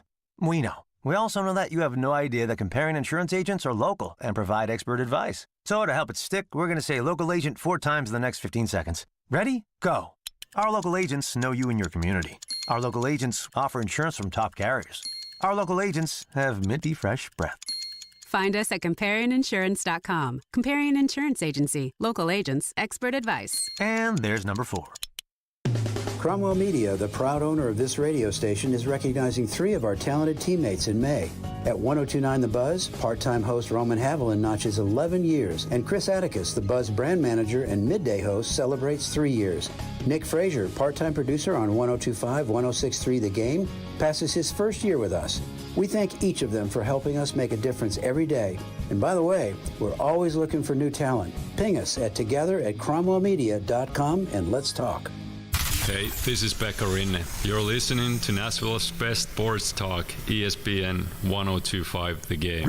D-Mase. He played 15 years in the NFL. Quick throw. Touchdown, Derek Mason. He had over 12,000 receiving yards. Midfield, and there he goes. 80 yards for the touchdown. And now you can ask him anything. Have a question about football or life? Now's your time to ask D-Mase. We'll welcome you in. Now on Caroline, Willy, and D-Mase. On 1025 and 1063 The Game and the Game Nashville app. So the Cardinals have released DeAndre Hopkins. Perfect segue to ask longtime wide receiver great Derek Mason a question here on this Friday. Ask D-Mase, 615-737-1025. Jump on in there. His cap hit was supposed to be 30.75. So you got Monty Ossenfort, longtime member of the Titan staff, first-year GM for the Cardinals, saying, can't do it. You do wonder, does this have the wheels turning in the Titans? What does this mean for Kevin Byard, Derrick Henry? Do they have to address one of those contracts? A lingering question that we still have, but this is an example. And now what happens to D-Hop, as he's called? We got a lot of people that want to weigh in on this. Let's start Ask D-Mase. You don't have to ask about DeAndre Hopkins. You can ask about anything. Absolutely. Anything in Ask D-Mase. You could even tell a dad joke here on a Friday. We've mixed that in as well. So let me get to Eric. He's been patiently waiting here. Eric, good to talk to you. What do you got for D-Mase?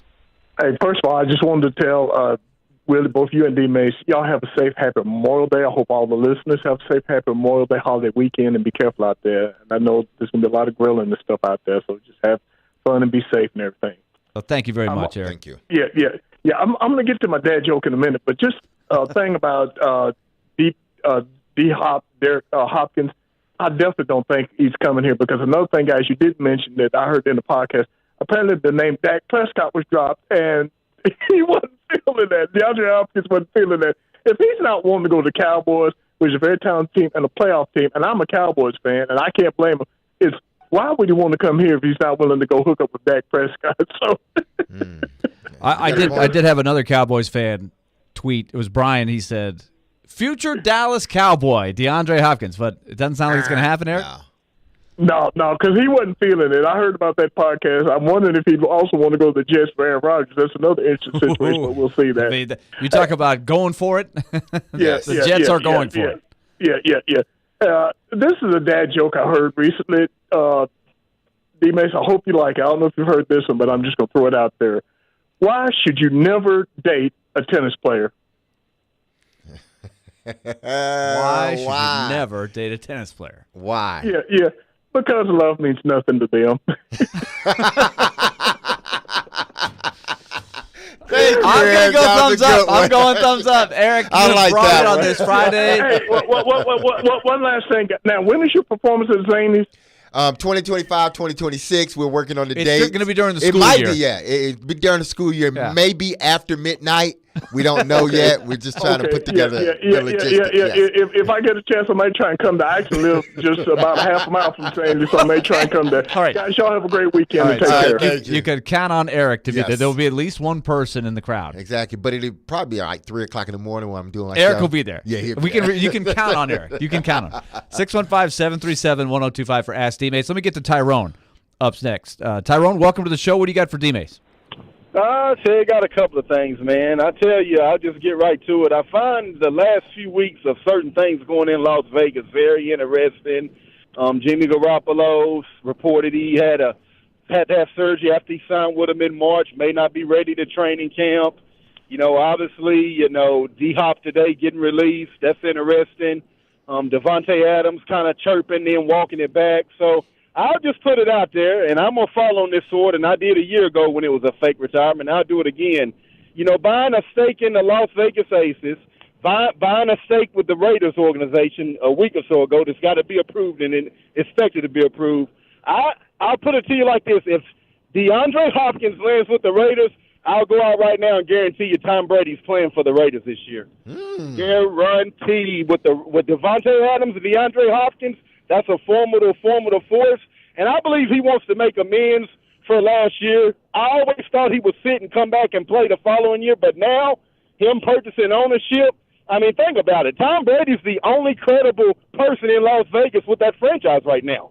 I mean, right now, he's the only credible player. Garoppolo's not credible. Josh McDaniels is not credible. So I just say look out for this. These things are starting to kind of line up, and I'm watching Vegas, and Brady now being a minority owner, interesting. I wouldn't rule it out, him playing this year. Okay. And he will return, though. He's not done winning another Super Bowl. He's not going out like last year. He's just not. All right, Tyrone, thanks for the call. Do you buy it? I can't go that far, but Are you allowed to own the team and play? How does that count against the salary cap? Jordan did it, I guess. Owned a part of the team and played. The Wizards? Yeah, when he owned the Wizards, didn't he? What? Did he own a part of the Wizards? I don't think so. I thought that was. Did he have ownership in the Wizards? Well, that was it was Charlotte. Charlotte. He was in on that. I think you can. I don't know. It'd be interesting to know what the rules are on that, but he's not coming back. Hey. I don't think he's coming back. Banky. He should have called in a couple, maybe an hour when we do the take it to the bank. Okay, he that called. Could be that. Yes. Tyrone could have a good take it to the bank. Absolutely. No question. All right. How about this? Hey, Derek, if your life could have a theme song that played out loud for everyone to hear everywhere you walked, like you're walking around, what song would be playing in the background? Man, gosh. That's a great question. That is a great question. What song? Wait, we got to get a name on this guy. Come what on, song Texter, would be where are you? played in the background? There it is. There it is. I mean, is there any doubt? Absolutely. Now, let me ask you this. Song. All right, now, Derek, here's the question. All right, this is the theme song. So you love this movie. Absolutely. And you've told the story on this segment about your first car, the Bullet. Yes. Could the Bullet have won a drag race against Danny from Greece in the drag race? Absolutely. I mean, you're a competitor. Oh, absolutely. You saw what the guy tried to do on the other gang. He tried to use the can opener thing and cut it. It was a dirty race. They called him Crater Face. Yeah, Crater Face. Oh, boy, that guy was right at. That was the perfect guy to play that part. Yes. No, we would have won. The Bullet would have taken the race. Yes, absolutely. That would be awesome. Made for TV. So Grease Lightning. That's Derek's theme song for sure. All right, let's get to Doug. No, who's up next? Nate is up next. Nate, welcome in to Ask D-Mase. What do you got? What's up, guys? Hey, Nate.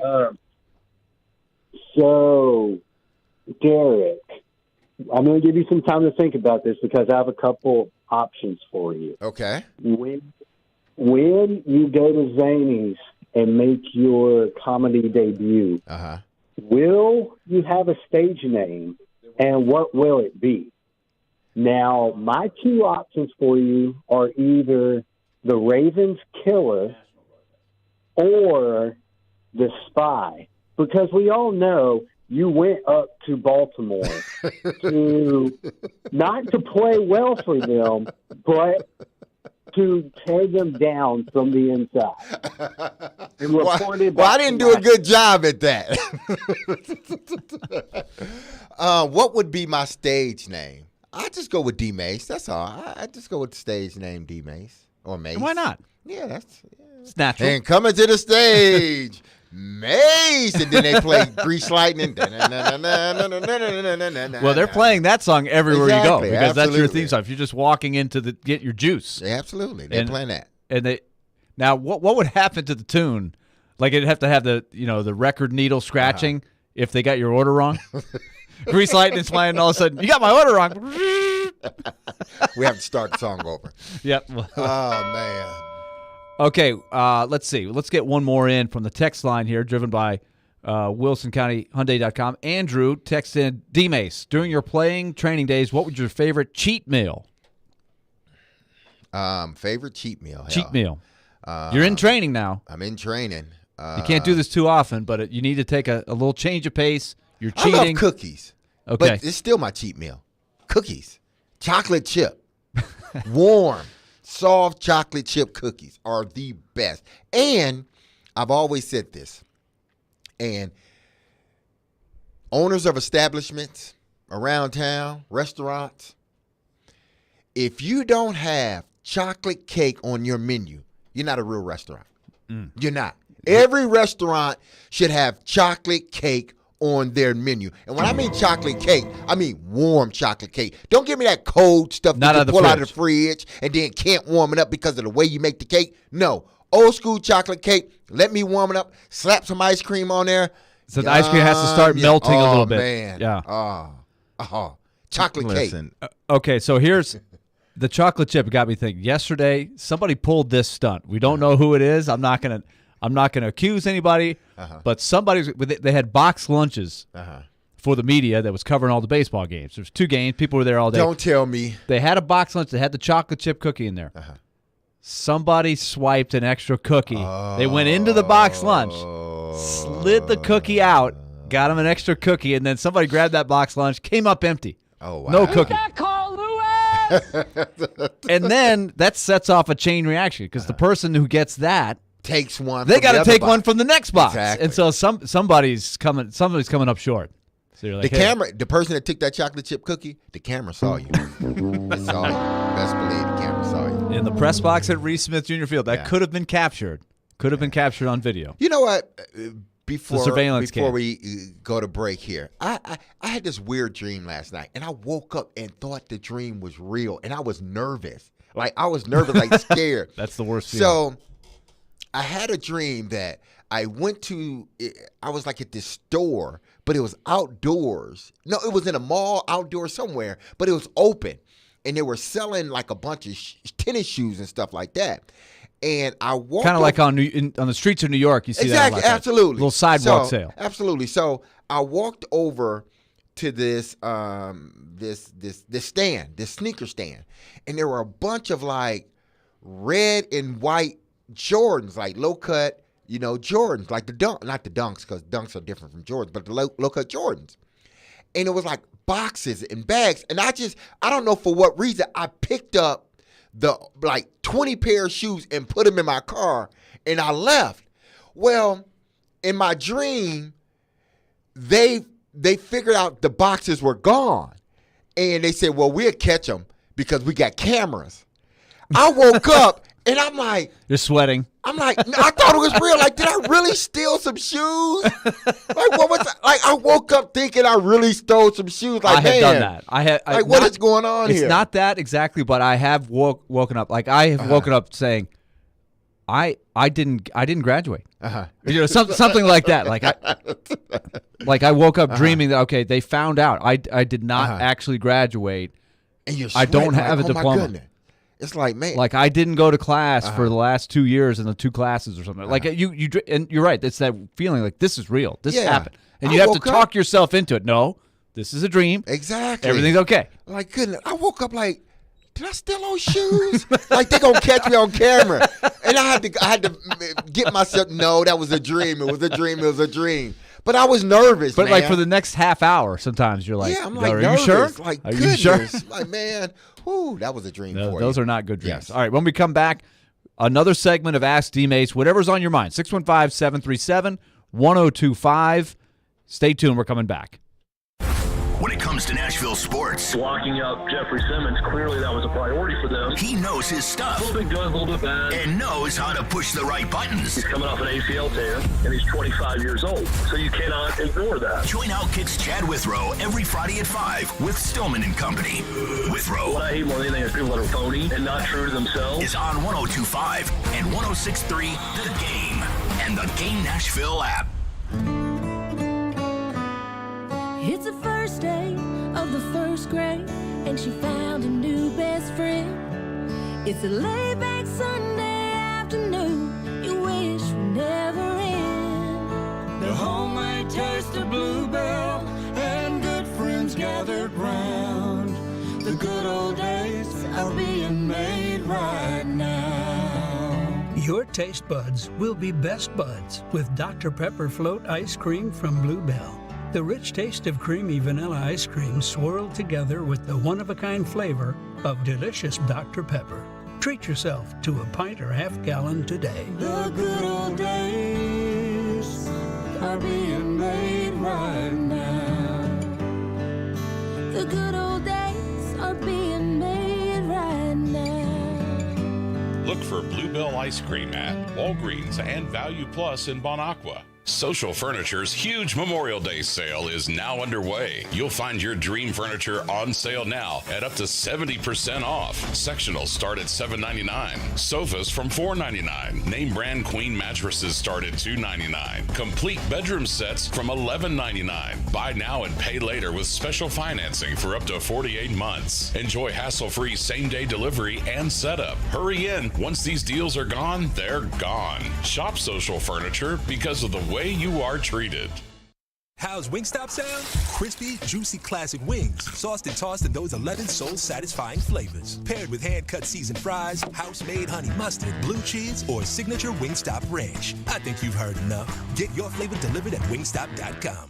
Keep listening to 102.5 The Game for your chance to win a pair of tickets to see Dave Matthews Band at Bridgestone Arena, Friday, May 26th, courtesy of Green Trees Company Dispensary. Listen for your cue to text to win DMB tickets from The Game and our friends at Green Trees Company Dispensary. I switched to Boost Mobile and got a free Samsung Galaxy A23 5G phone. Want to know the best part? It was free? Nope. The fact that it's on America's largest 5G networks? Nope. It's the ding. Oh yeah, love the ding. Right? It's all about the ding. It's the dingarooski, the dingaroner, the ring-a-ding-ding. Unleash your power to save with Boost. Get a free Samsung Galaxy A23 5G phone when you switch. Boost Mobile. Unleash your power. And the ding. Limited time offer. New customers only. Available on select networks. 5G not available everywhere. One device per line. Tax excluded. Additional restrictions apply. See your local Boost Mobile store for details. This is Pre-Tection. Yep, Pre-Tection. The everyday skin protection ritual that protects your skin from mosquitoes. Pre-barbecue. Pre-playground. Pre-everything. Pre-every day.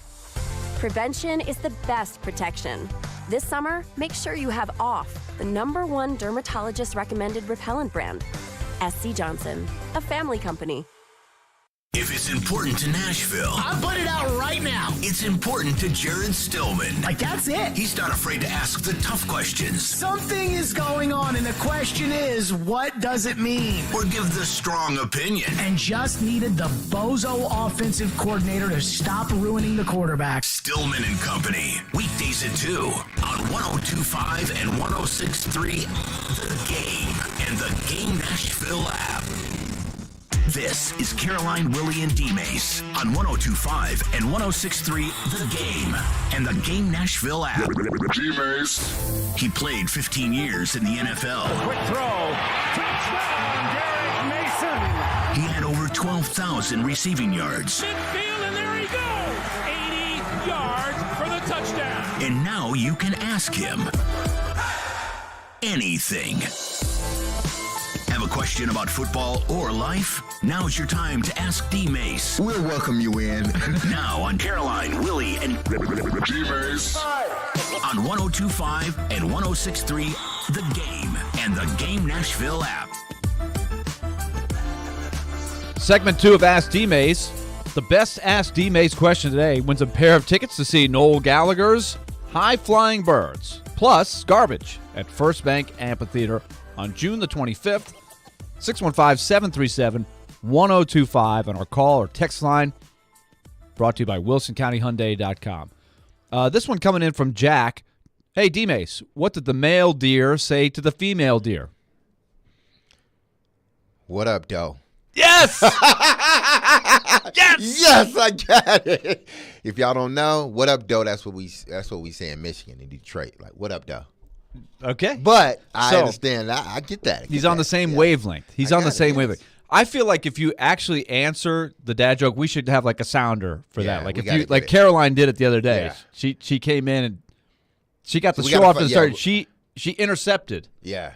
The dad joke, which I think you should get points if you know it. We got to find out some type of what do you call it? Not jingle, but some sort of drop soundbite. If you guess it, if you guess it. If you get it. All right, let's get back to the phones. Let's go to Doug up next, and then we'll get to Rob. Doug, what do you got for D-Mase?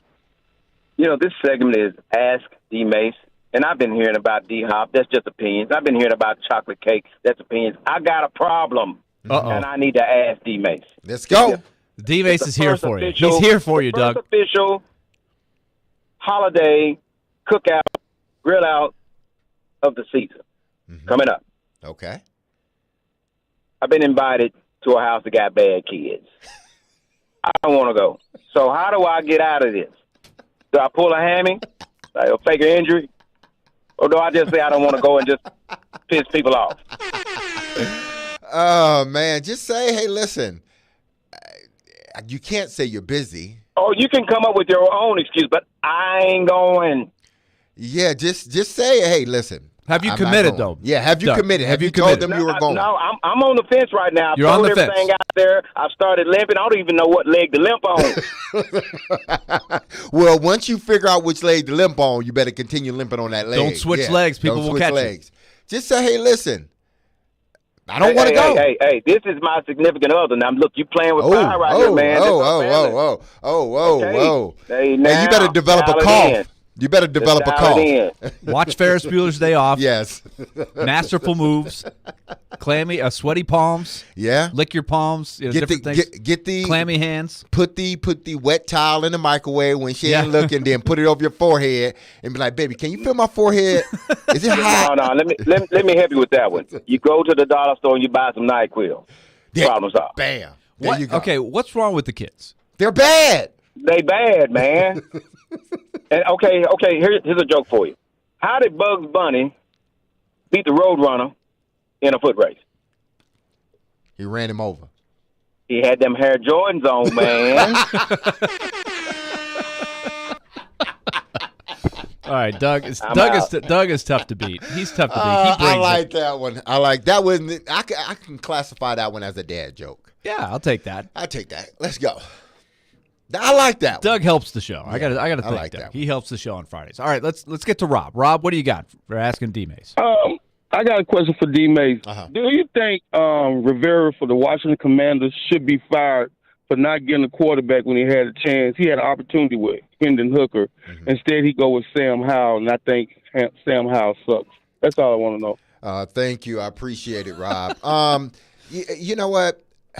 I think Ron is a good coach. It seems like they like him in Washington with the Commanders. And by the way, the Commanders they filled out their papers to get their name trademarked, and it got declined. So I don't know what that means. Did they got to change their name or whatnot? But it did get declined. But I think Ron Rivera is a good coach. You got to remember too, Rob. They're changing management. They're changing who owns the team. So the new owners might be looking at it from the standpoint of, okay, we want one of those quarterbacks in next year's draft. So we're not going to draft. We're not going to, move up in the draft to try to draft, one of the 4 quarterbacks that end up getting drafted. We don't want those quarterbacks. The next crop of quarterbacks are the better class. So we're going to wait until next year. And we believe because our team is still in that rebuilding stage, we will be in a position with new management to then move up or not have to move up to still get one of those quarterbacks, because I believe there's like 3 or 4 quarterbacks, probably maybe even more, that they consider, at this point have a first-round grade, early second-round grade. So they're still thinking probably, more than likely, we're in a position to get a better quarterback next year than we would have gotten this year. All right, one last one here. D-Mase, would you rather have fingers for toes or toes for fingers? I've heard that one before. I wouldn't want toes. Where do they get these questions? I wouldn't want fingers, toes for fingers. That little nubby fingers then. Your fingers would be tough so to catch the football. Exactly. So at least I can hide my toes. I can't hide my fingers. Okay. You see what I'm saying? So I guess I can't walk around with gloves on all day. Right. And I couldn't play football because I couldn't catch the So football. that would mean you got to have fingers for toes. Yeah. Could you still run and get open? Could you run your routes with fingers for toes? I don't know. It seems like maybe you could. Yeah, I probably could. Yeah. I think I still could. You know what you need? You need those exercises that the guy that Wambe was doing. That YouTube video that's out there. Oh man! People, if you hadn't seen that video, yeah, check that out. Yeah, him he was doing a Fred Flintstone. It was like Fred when he was bowling. Exactly. He had that move. Yeah, twinkle toes. That was good. All right, an outstanding session of Ask D-Mase, and so we're sorry we didn't get to everybody today, but we'll crown the champion here in a moment. When we come back, we're going to check in down at Birmingham for a segment on the SEC baseball tournament, get you up to date with there, and then we'll get back to the big story of the day. That is DeAndre Hopkins was cut by the Arizona Cardinals, I guess somewhat unexpectedly, but you could kind of see it coming. What does this mean for the Titans? Will the Titans get to the point with their salary cap situation? Would they have to make a similar move? We hope not, but could it happen? We'll get into that in the final hour of the show. Stay tuned. We're coming back with more of Caroline, Willy, and D-Mace on 102.5 The Game. ElectronicExpress.com. We make it happen. CMA Fest is happening in downtown Nashville, June 8th through 11th, with dozens of performances by many of today's hottest black country artists, including K. Michelle, Chapel Hart, the TSU Aristocrat of Bands, Breland, and many more. Proceeds benefit the CMA Foundation and music education programs. Visit CMAFest.com for details. This week's Nashville's Best Deal is Beach Bend Park and Splash Lagoon. Big park, bigger fun, and big savings with buy one, get one free admission. 2 parks, 2 tickets for the price of 1 while supplies last at thegamenashville.com/deals. Beach Bend Park, where parking, tubes, and sunscreen are always free. Your ticket to summer fun and just a short drive to Bowling Green, Kentucky. Get your BOGO deal while they last at thegamenashville.com/deals. It's almost time for the 2nd annual Music City Celebrity Golf Tournament presented by Gary Force Acura and benefiting our friends at Souls for Souls. Join us on June 7th at the President's Reserve at Hermitage Golf Course. You can put a team together to play with athletes, musicians, and other local celebs like me. It's going to be awesome and for a great cause, and you'll have a great chance to win great prizes. Sign up to play, sponsor, or simply donate at thegamenashville.com/golf. Start your savings journey now. A strong savings strategy creates financial stability, leading to more opportunity for you and the people who count on you. At F&M Bank, our savings accounts help you save easily, plan for expenses, and prepare for whatever comes your way. Life is complicated. Banking shouldn't be. Come see us at one of our branches or online at myfmbank.com. F&M Bank. Banking made easy on purpose. Member FDIC. Will they find a home? Sponsored by Geico. Sarah wants a yard. My own little paradise. Brad, however, hates yard work. The only thing I hate more than cutting the grass is paying someone to cut the grass. Compromise is tough, but these two won't have to compromise when they bundle home and car insurance with Geico. It's easy, and they could save even more. In the end, Sarah and Brad found a great home with a yard. A very, very small yard. Time to get it done. And I'm done. Bundling without compromise at geico.com. Now, your Game Center update. This update is brought to you by the law offices of Amanda J. Gentry. I'm Nick Keyser. The Dallas Stars were staying alive at home last night against the Vegas Golden Knights. The game went to overtime, and one seasoned veteran won it all for his club. Here's the call by John Allers. Robertson angled off along the boards. It comes in front to Hintz. He's all alone. A lunging save made. Going to his right. Aiden Hill got just enough. Hintz gets it back. They work it around, and Pavelski scores. Joe Pavelski with a one-timer from the left circle. And the Dallas Stars have staved off elimination. And some breaking news this afternoon as the Arizona Cardinals have released wide receiver DeAndre Hopkins. The Cardinals will now carry $21 million in dead cap to release the veteran wide receiver. And the Nashville Sounds fell 12-5 last night to the Iowa Cubs, but they'll be back in action tonight at 6:20 p.m. on 94.9 The Fan. This update is brought to you by the law offices of Amanda J. Gentry. You're listening to 102.5 and 106.3 The Game. For more, follow us on Twitter at 1025 The Game or visit thegamenashville.com. Live from the Hiller Plumbing, Heating, Cooling, and Electrical Studios. WPRT FM Pegram, WPUC HD2 Laverne. Nashville's exclusive home for the Nashville Predators. 1025 and 1063. A gunny performance. Do your job. And the Tigers regain the lead. The Game. A Cromwell media station. Covering your teams and the news of the day. Ladies and gentlemen, this is Caroline, Willy, and D-Mase. Who is pleasant to listen to. With Caroline Fenton, Willie Donick, and former NFL wide receiver Derek Mason. You are hands down my favorite radio personalities of all time. On 1025 and 1063 The Game and the Game Nashville app. With no further ado, Caroline, Willie, and D-Mase coming at you for the final hour. Having fun on this Friday when we continue down the road.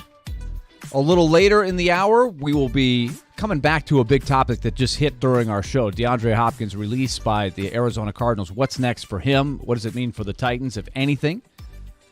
Also, we're going to celebrate one of the great blooper moments of all time. And Jose Canseco's taking one off the skull, trying to catch a fly ball 30 years ago, and he headed the ball over the wall for a home run in Cleveland, and also we'll end the hour with Take It to the Bank. But as we promised you earlier, we're going to go down to Birmingham, Hoover to be exact, and we will check in with Andrew Allegretta and get an SEC tournament update. Only 2 games today, and these are stay-alive games, if you will. At 4 o'clock, it's LSU against Texas A&M. LSU fell yesterday to Arkansas, and Vanderbilt will take on Alabama. Vanderbilt lost late last night to the Florida Gators. Andrew Allegretta joins us. Andrew, welcome to the show. Good to be back twice in 1 week. I really am honored. So, Andrew, last night, Florida, maybe the best team in the country. I'd love to get your thoughts on that, how strong you think they are compared to the other heavyweights that are in the SEC and, of course, all around the country. But they were awfully tough, but I thought there were some positives that came out of it with Vanderbilt. We talked to you earlier in the week about their pitching situation. They got one of their big aces back on the mound last night in Hunter Owen. He looked pretty good. Yeah, that would be the positive. Hunter comes back. He missed consecutive weeks versus Florida versus Arkansas, pitched 3 innings. They kept him on a fairly short leash. I think he threw about 42 pitches, if I'm not mistaken. I think it was 5 strikeouts for Hunter. He looked pretty good. You knew you would need to get him a few innings to make sure he was good to go for the regionals, and the fact that they did that was a huge plus for them. So I think a lot of people were wondering how long he would go last night. 3 innings seems about right, but I don't know if you got a chance to talk to anybody after the game, but that looks like a great positive for a springboard for when the regionals happen next week, that maybe he could stretch it out a little bit more than that if all goes well. I would think so, Willie. I didn't get a chance to talk with Corbin after the game. I'll talk with him before tonight's game. One thing that I know about Vanderbilt and how they approach their pitching staff is they're never going to let somebody throw on the mound without having looked at them in a bullpen session first. If someone's coming back from any sort of injury whatsoever, the first action that they get is not going to be on the field. So Hunter has built himself up in some bullpen sessions, gets to build himself up once again here in Hoover. You would expect he'll do some sort of bullpen session for the regional. I don't know that they're just going to turn him loose next week. If he threw 40 to 45 pitches, you would think that puts him in the range to 70 to 80 pitches for next week. I don't know, and I don't want to make a promise on Hunter at all, but that would be kind of the logical progression, at least from the outside looking in. BT Riopel hit the grand slam with the game tied at 2 in the 6th inning last night. He has really excelled in this tournament for sure. Can he take the rest of the week off? Look, I'm fine if we never see BT Riopel again because he hit 3 home runs versus us last year in a single game. It was one of the ones that we won. 8-6 was the final back at Hawkins last year. But Vanderbilt just tried to throw one too many, I guess, sliders to BT. And then Bryce finally hang one, and he just smoked it, had the walk-off winner versus Alabama. Watching Florida, they've got a ton of talent. And you kind of teed me up for this, Willie, right? They've got Langford. He's a top 5 draft pick overall. This year, they've got Jack Caglione, who looks like a first-round draft pick, I believe, next year. They've got some tremendous pitching. But I kind of think the guy that starts it all is BT Riopel from like an emotional standpoint. I mean, Florida was getting really chippy with Alabama, not yesterday, but 2 days ago. And in the mix on all of it was BT Riopel. So I think he's a pretty significant emotional cog for them. Yeah, he had a big home run to win that game against Alabama as well. So we'll see what happens with Florida going forward. I think the encouraging thing, though, Andrew, after getting taken to the cleaners down in Gainesville, they were right in that game. And I thought, they were one big hit away several different times, Vanderbilt was, from jumping into the driver's seat, despite, as we mentioned, just sort of playing it differently with their pitching situation. So I thought that was a positive. They were sort of toe-to-toe, and I thought there were some encouraging things offensively there. Well, candidly, I appreciate the fact that you've brought the positivity, because I'm still kind of stuck in this 2 to 3 week, I don't want to call it offensive malaise, but they've not been able to excel the same way that they did in the front half of the season. I would say a huge caveat is that Vanderbilt has faced some of the most difficult pitching in the country, basically the past 3 consecutive weeks. So that's a huge factor, right? Like I was talking with someone with Vanderbilt yesterday about R.J. Schreck. Fantastic season. Transfer from Duke, has 13 home runs, puts him right in the same category as Dansby Swanson, who had a 15 home run season, Rhett Wiseman, Xander Beal, all of these guys who had 15 home run seasons. But transferring from Duke, coming from Southern California, the past couple of weeks, by far the most difficult pitching he's seen in his career. But at a certain point, Vanderbilt is going to have to find a couple of critical hits because with the exception of, a couple of home runs from Troy Lenee versus Arkansas, those critical hits, they've kind of gone missing. I think, and this is totally just a gut without having crunched all of the numbers, I would kind of guess Vanderbilt's runners in scoring position numbers over the past few weeks is close to 200 to 250 versus being about 300 for the bulk of the season. So, look, Florida has a lot to do with that. Arkansas had a lot to do with that. Alabama, who's very, very good, had a lot to do with that. But some of these guys that frankly are a little bit younger, whether it's Austin, a freshman, Maldonado, who's been out of the lineup, a freshman, Davis Diaz, Jonathan Vastine, still sophomores, they're going to have to find their pitch and start to hit it. I think the pitching staff is good enough for Vanderbilt, even with the injuries, to excel in the postseason, but they're going to have to put up some runs, Willie. No question. I just like that they got guys on. They had plenty of hits. They had opportunities, but as you said, what they need is the key hit at the key time, like they were getting against Arkansas. So we'll see what happens the rest of this tournament. Touch on this, Andrew, before we let you go, too. The pitching situation, we talked to you earlier in the week. There are opportunities for some guys that maybe haven't had great regular seasons to get it going here, get hot, instill some confidence in themselves and the staff that they could be used and be counted on in the postseason. They've gotten that.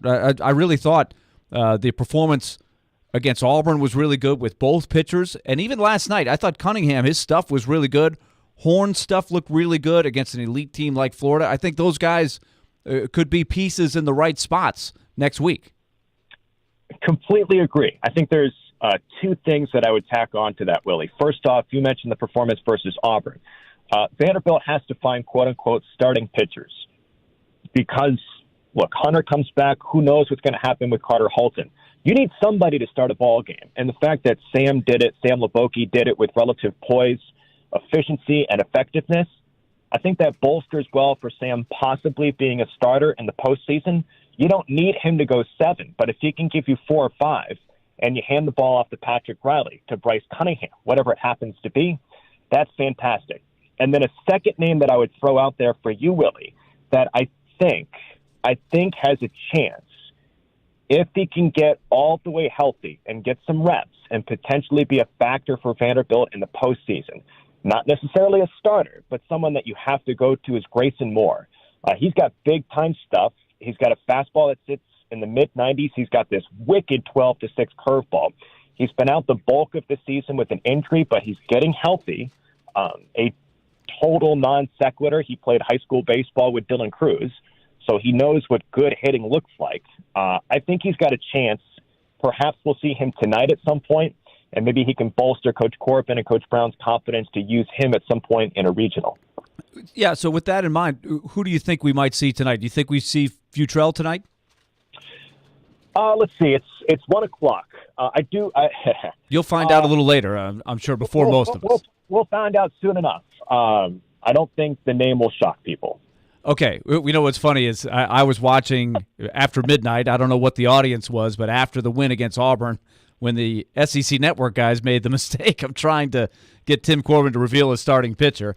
And Wasn't that the funniest? That was funny. He did admit that it was not Devin Futrell against the Gators, and then he would not take it any further than that. So maybe we see Futrell tonight, but definitely some things to look for. I think we've got the table set. Yeah, for sure. I'm excited. Look, Alabama's very, very good. They're one of the better stories in the country from a college baseball standpoint, the way that they've played after they fired Brad Bohannon, to be quite frank. They have taken themselves from a fringy regional team to a team that is almost making the NCAA selection committee consider them as a top 8 national seed, the way that they've played down the stretch. So I expect Alabama to have a ton of pop here tonight. How it goes for Vanderbilt, I don't know, but I would like this one because as Vanderbilt is trying to hold on to a top 8 national seed, Alabama's trying to take it from somebody. So I think this would be a nice one from the selection committee standpoint. And when you play in Hoover against Alabama, you're going to see a huge crowd. It's going to be a great atmosphere tonight, but a lot of Crimson in there. For sure. 100%. Andrew, great insight as always. Enjoy the broadcast tonight. We'll be watching, we'll be listening, and we'll talk to you again soon. Thanks, Willie. Appreciate it. All right, Andrew Allegretta, radio voice of the Vanderbilt baseball team, and he will be on the call tonight. Of course, recently we've got the partnership with Vanderbilt Athletics going forward, and soon enough you'll be hearing the Vanderbilt baseball games on our family of stations here on 102.5 The Game, Cromwell Broadcasting. So good to check in with Andrew. Vanderbilt and Alabama tonight.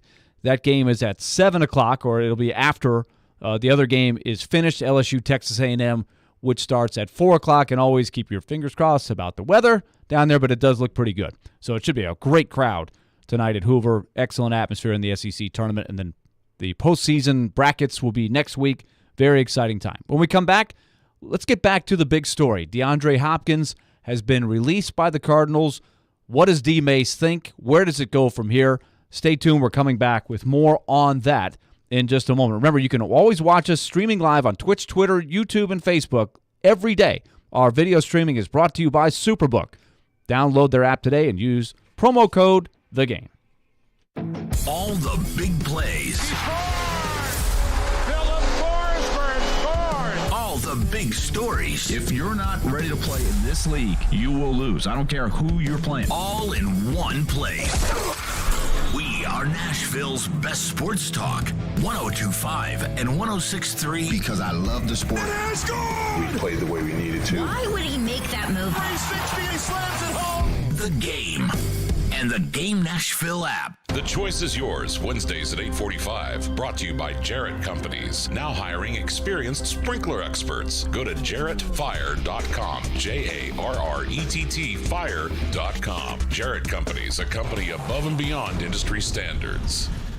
Bar Lines in the Omni Nashville Hotel stays true to the spirit of Music City, the perfect spot for sports and arena concert fans year-round. Savor Bar Lines Originals, the Bar Line Barbecue Burger or Midtown Mushroom Swiss Burger. Excite your taste buds with the Sobro Grinder with smoked turkey, the Boss Hog with whiskey braised pork butt, and the Angry Chicken, pickle brine fried chicken breast with honey sriracha. Attending an event downtown? Bar Lines in the Omni Nashville Hotel, open daily at 11 a.m. is a great way to kick off your afternoon or evening. More than 80 million Americans depend on AM radio for their news, traffic, weather, sports, and a community connection. It's the backbone of the emergency alert system, keeping us safe in dangerous times. It's critical that we keep AM radio in cars, because when cell and internet services are down, this free emergency service could be your only lifeline. Text AM to 52886 and tell Congress we need AM radio in cars. This message furnished by the National Association of Broadcasters. More than 95% of people incarcerated will come home like I did. I'm William Arnold, director of the new Tennessee Office of Reentry. When they come home, we want to be ready to help remove barriers to employment. It's okay if you've been incarcerated or justice involved. Help is available. Go to tnworkready.com or visit your local American Job Center. Brought to you by the Tennessee Department of Labor and Workforce Development, the Tennessee Association of Broadcasters, and this station. tnworkready.com. Want to weigh in on the conversation? It's a brain booster. Slide into our DMs. Or just text or call at 615-737-1025. Our phone line is driven by WilsonCountyHyundai.com. Having some fun in the midday. Okay, that's really fun. This is Caroline, Willy, and D-Mase. It's a good source of energy because it's live. On 102.5 and 106.3 The Game and the Game Nashville app.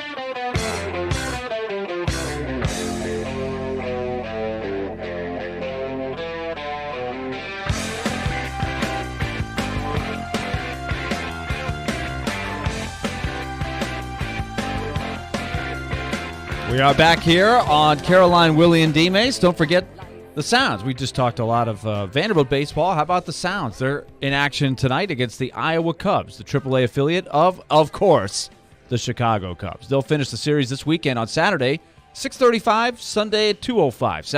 Sounds Baseball on 94.9 The Fan. Brought to you by 312 Pizza, Farm Bureau Health Plans, and Family Leisure. Okay. Before we get to that, I want to say something because I got this message yesterday. I got it late last night. Well, I checked it last night. But we were talking yesterday. We were talking about Malik Willis, and and I felt him answering these questions. And I don't want to veer too far off of what we're going to talk about, which is D-Hop and the Titans. So this is kind of sort of down the same street. But we were talking about Malik Willis and him answering the questions, and I felt he was a little defensive because of what's being said around him, so he's a little bit more guarded. And I told the story of myself being that way because of what was swirling around me and my young career. Even though I thought I had proven to the coaching staff that I could play, but there still was potential of being cut or traded. And I sort of allowed that to affect me, and I allowed sort of this guard to be put up, and I wasn't myself. And I told the story of Chris Sanders telling me, hey, listen, man, I see what's going on, and I see your demeanor, and it's changed. You can't allow what they're doing to steal your joy. You can't let another person steal your joy. So I told that story, and I got this message the other day, yesterday after the show, later after the show. I'm just going to give his first name, Mikey. And he said, hey, Mr. Mason, I was listening to you and Miss Fenton on the radio on my drive home. I know you were talking football. I heard you talking about Mr. Sanders and you telling a story when you were playing and not letting anyone steal your joy. I needed to hear that. I've been dealing with a few things. I appreciate hearing that. Thank you. So I brought that up to say this. You never know who's listening. You never know who you're talking to. A word of encouragement can go far, and it might not land on the person you're talking to, but it may land on a person that's listening, whether they're listening behind you if you're in an area, or like us, Willie, they're listening on the radio in the car or in their home. The words that you say affect people in certain ways. It may help them and it may hurt them. I'm glad in this situation it has helped this young man. So, Mikey, I hope everything's okay with you. Praying for you. We all go through things, but I'm happy and my heart feels good that what I said yesterday resonated with you and it helped you. And I hope whatever you're going through, it gets better. So. That's really good. I love when there's interaction like that. That's good stuff. So for people that maybe just hopping in their car or whatever, we got some calls on here that want to talk about it. 615-737-1025. This happened, I don't know, maybe a little over an hour ago when the news hit about DeAndre Hopkins actually being released. It's been speculated for a long time what's going to happen with Hopkins. So here's a first-rate receiver at a stage of his career where he has shown a little decline. He's missed some games. What does he have left? We know that there are receivers that go into their 30s and they're still really good, still fresh in everybody's mind. Julio Jones, who kind of fell off the cliff quick when he started to show some injuries, and it didn't work out here as well. Of course, this guy's a free agent. But the Titans, we know, they've got limited funds in the salary cap. They've got the issue of Kevin Byard and what's ongoing here with the OTAs. And there seems to be some chatter about wanting to go to a current contender. Titans don't seem to be that. So do we think the Titans have any shot here, or is this just a pipe dream? Do they have a shot? I guess they do. Because if you want to bring someone into your organization that bad, you will find a way. Now, we don't know how bad the Titans would be in that sort of what do you call negotiations of getting a guy like Hopkins caliber and bringing him here. Listen, they tried it once with Julio Jones, but this is a different situation. Julio Jones was coming off of 2 seasons where he was injured, and you just saw his play decline. I think D-Hop is in a different bracket. I think that the games that he's missed, the prior to this past season, yes, he did miss. I think he had a knee injury or something. He ends up missing a portion of games. But last year, he was healthy, but he couldn't play because he got suspended. But when he came back, he ended up being their leading receiver. So you just, you look at the numbers, you watch the film, and you say, is he a guy that can help your team immediately? Well, I think if you're the Titans, yes, he could, but what would it cost? What would we have to do? What pieces do we have to move around in order to bring a guy like that to our receiver room? Now, listen, if this was not Malik Willis, but why am I forgetting the second round pick now? Will Levis. Will Levis. I'm thinking Willis and Levis. Will Levis. If this is Will Levis and he was your starter, first year starter, he's your starter, I'm saying do whatever you need to do to get D-Hop. Why? Because he's a rookie quarterback's dream. He's a guy that's always going to be where he's supposed to be when he's supposed to be there. He's a veteran. He understands how to play this game. And most of all, he's going to catch the football when you throw it to him. He's one of those guys like Tannehill treated A.J. Brown. It's like, listen, A.J.'s out there, I'm just throwing it because I believe he will get the ball. That's D-Hop. I'm just going to throw it up in the air, and I know if anybody gets it, if D-Hop doesn't get it, nobody's getting it. And that's a real hard thing to quantify. Exactly. I'm thinking analytics, when you look at numbers and they don't tell you the whole story, like how many times there have been passes like thrown that, yeah. saying, I have faith he'll go up and get it. With 2 or 3 people covering. And otherwise it's a sack, or it's just you're throwing the ball away. Exactly. Where you're saying, I'm going to give him a chance. So maybe it ends up being incomplete, and it may hurt the metrics a little bit, but he's a guy that can make those plays. Exactly. So if we're dealing with a Will Levis rookie year, or Will Levis first year starting, then yes, within reason, do what you need to do to get a DeAndre Hopkins. But they're not in that situation right now. And it seems to me, from what I've heard from Hopkins and what he's put out there, there's only 5 places that he would love to go. Now, when you're out there and there's this wish list of places you want to go, but then reality hits and say, well, maybe two of the 5 teams they're not even out offering you contracts. So then you narrow it down or you add teams to the list. So that may happen with DeAndre Hopkins, because right now who he has on the list, the Chargers, the Ravens, the Chiefs, the Eagles, and the Bills. Say if the Eagles say, nah, we're good. We have our guys, we're good, which I think would happen. So they're off. And say if the Ravens say, listen, we just went and got Odell. We drafted Zay Flowers. We got Andrews, who's second only to Kelsey.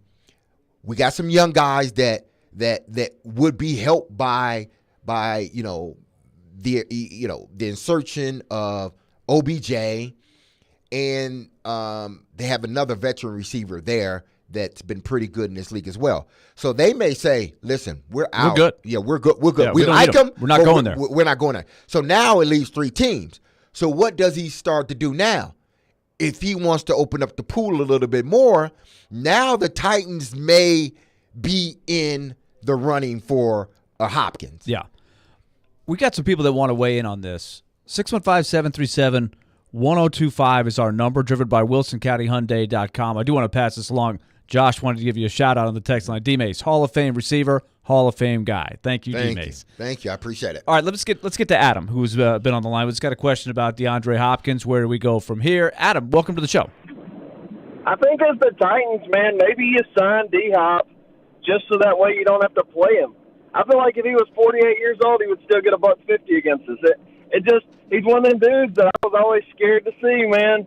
And I respect him until he shows me that he can't play football anymore. I would be scared to play against him, so I would say sign him. My dad joke, D-Mase, what does the moon do whenever his hair gets long?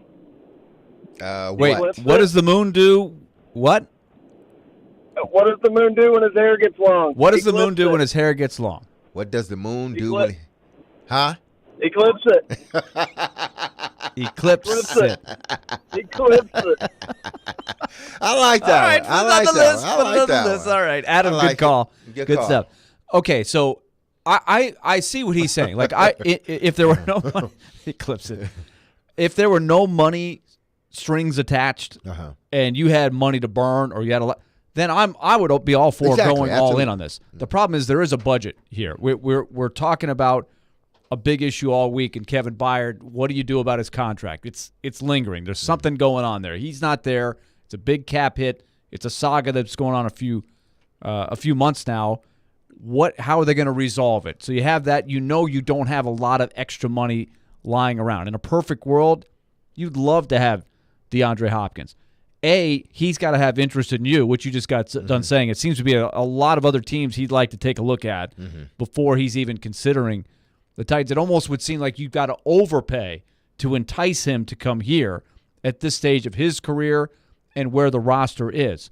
So there's a lot of obstacles that I would say. But in principle, I do think the guy is going to he's got a chance to bounce back and be a nice pickup for somebody. I think he's going to get paid pretty well by whoever gets him. I think he will. I think he will have a season where he's over 1,000 yards. I think someone will pay him close to what he wants. I think if he goes to Buffalo or Kansas City, I think he's going to take less than what he would probably take at anybody else, because he feels, hey, listen, this is an opportunity for me to win a Super Bowl, win a ring, so I can take a little bit less knowing that I can make it up later on down the line if I get that ring on my finger. That affords you a lot of other things. A lot of other opportunities open up when you have that Super Bowl ring on your finger. So he could be looking at it from that standpoint. But I just think, I'm always going to be a Hopkins fan as a receiver. To me, when you ask who are some of the best receivers in the game now, who's the best receiver in the game now, hands down, I've said this before. You can go back and look at the tape. I will always say it. I think D-Hop is the best receiver. When he's healthy, he is the best receiver in the National Football League because of his ability to catch the football under any circumstance. And you were, just for the record, you were not on board with the Julio Jones. No, from the start. I give you credit for that because everybody was having, these exciting things, and it was fun to just think about possibilities. You had A.J. Brown, on Julio come on over, come on. It was exciting to think about what could happen, and it didn't happen. But you were one that was sort of going against the grain, saying, I don't think this is the right time to pick him up. But you think Hopkins has still got something in the tank for whoever ends up being his next team. Yeah, I think he does. I think he has at least 2 to 3 more years of good football left in him. Now, after that, he can become, the second fiddle or the third But fiddle. whoever's signing him is probably not worried about 4 years Exactly. from now. They're not They worried can about get that. 2 good years out of him. They're worried about 2 good years. We saw what Kansas City was able to do with Juju Smith-Schuster. Just think if they had Hopkins. That's in scary. That place. I don't even want to think about him on the Chiefs. All right, when we come back, we will get more with dad jokes. We'll get more of your calls and texts, more DeAndre Hopkins stuff. We'll also celebrate Jose Canseco and a infamous moment in sports history. What's your favorite sports blooper in history? If you've got any, text us, 615-737-1025. One of my favorites is on the 30-year anniversary today. We'll tell you when we come back. Stay tuned. This is Caroline, Willy, and D-Mase. 102.5 and 106.3 The Game has an all-star lineup Monday through Friday. Batting first at 6 a.m., it's Robbie and Rexroad. Yeah, you take that. You take that. Take 80% of that. Followed by Chase and Michelle at 9. Couldn't hit the broadside of a barn. I need my caffeine so much. Then it's Caroline, Willy, and D-Mase at 11. Yep, green light, let's go. You've got a lot of options. He say, she say. And bringing it home at 2, Jared Stillman for Stillman and Company. That guy will be a good coach. We are Nashville's best sports talk, 102.5 and 106.3 The Game. Now through Memorial Day, get fantastic deals at Electronic Express. Get an LG 75-inch 4K TV for just $6.99 or a Frigidaire 4-piece kitchen package for $21.99. Electronic Express has huge savings in every department: computers, appliances, 4K TVs, smart home, furniture and mattresses, and more. Don't miss out on an Acer gaming monitor for just $129 or an HP 14-inch laptop for only $199. Get up to 3 years free financing throughout the entire store. Electronic Express. We make it happen. What if you could be credit card debt-free in 10 days and save as much as $1,000 a month? Loan Pronto's all-new Express Equity Line of Credit program is just what you need. Hey, Willie Donick here. You don't have to do a full home refi. You can tap a small portion of the equity you have and enjoy a super low monthly payment. With Loan Pronto's Express Equity Credit Line, you can close in 7 to 10 days. And a $50,000 loan would only cost you around $400 a month. It's that money to pay off high-interest credit cards or do a home improvement. You can access up to 90% of your home's equity, and 9 out of 10 homeowners won't even need an appraisal. Even if you did a total refi recently or just bought your home, you can tap the equity with this fast, easy program. Stop the madness and say no to 24% interest fees. Call Loan Pronto today. 615-499-5780. That's 615-499-5780 or go to loanpronto.com. Equal housing lender, NMLS 166-1781, subject to lender approval. Join 102.5 The Game and 94.9 The Fan on June 6th for a night of music benefiting Souls for Souls at the Night Before Charities Writers Round featuring Saving Abel. General admission is $20 with every ticket going to purchase a new pair of shoes for a child experiencing homelessness. It's happening at the all-new Ballad East next to the Gallatin Hotel in East Nashville. Lineup also includes Louis Bryce, Brian Davis, Austin Ellis, as well as Lee and Tiffany Turner. Doors open at 6 o'clock. Get your tickets now at thegamenashville.com/golf.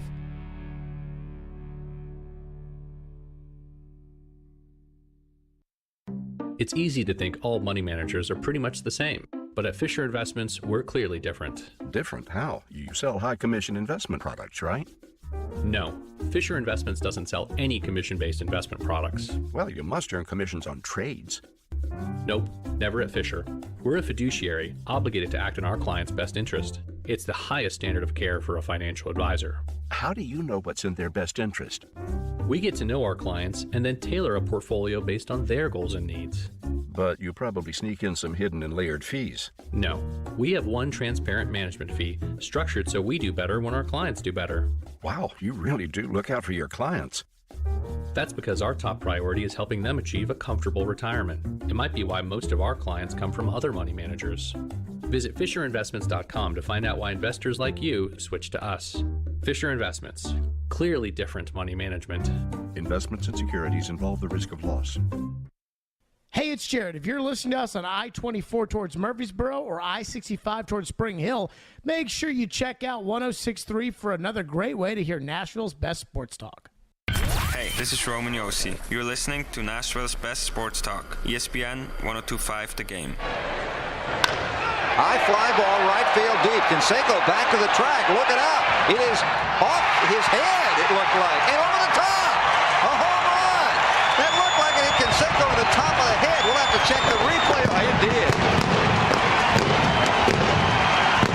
It went over the fence. David Hull's laughing out there, so it must hit something funny.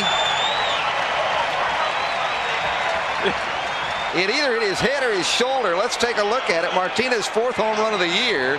And Canseco goes back to the wall. He looks like he's checking the wall. He's checking the ball. Checking the wall and the ball. Reaches up. Hits him right in the head. He goes over the top.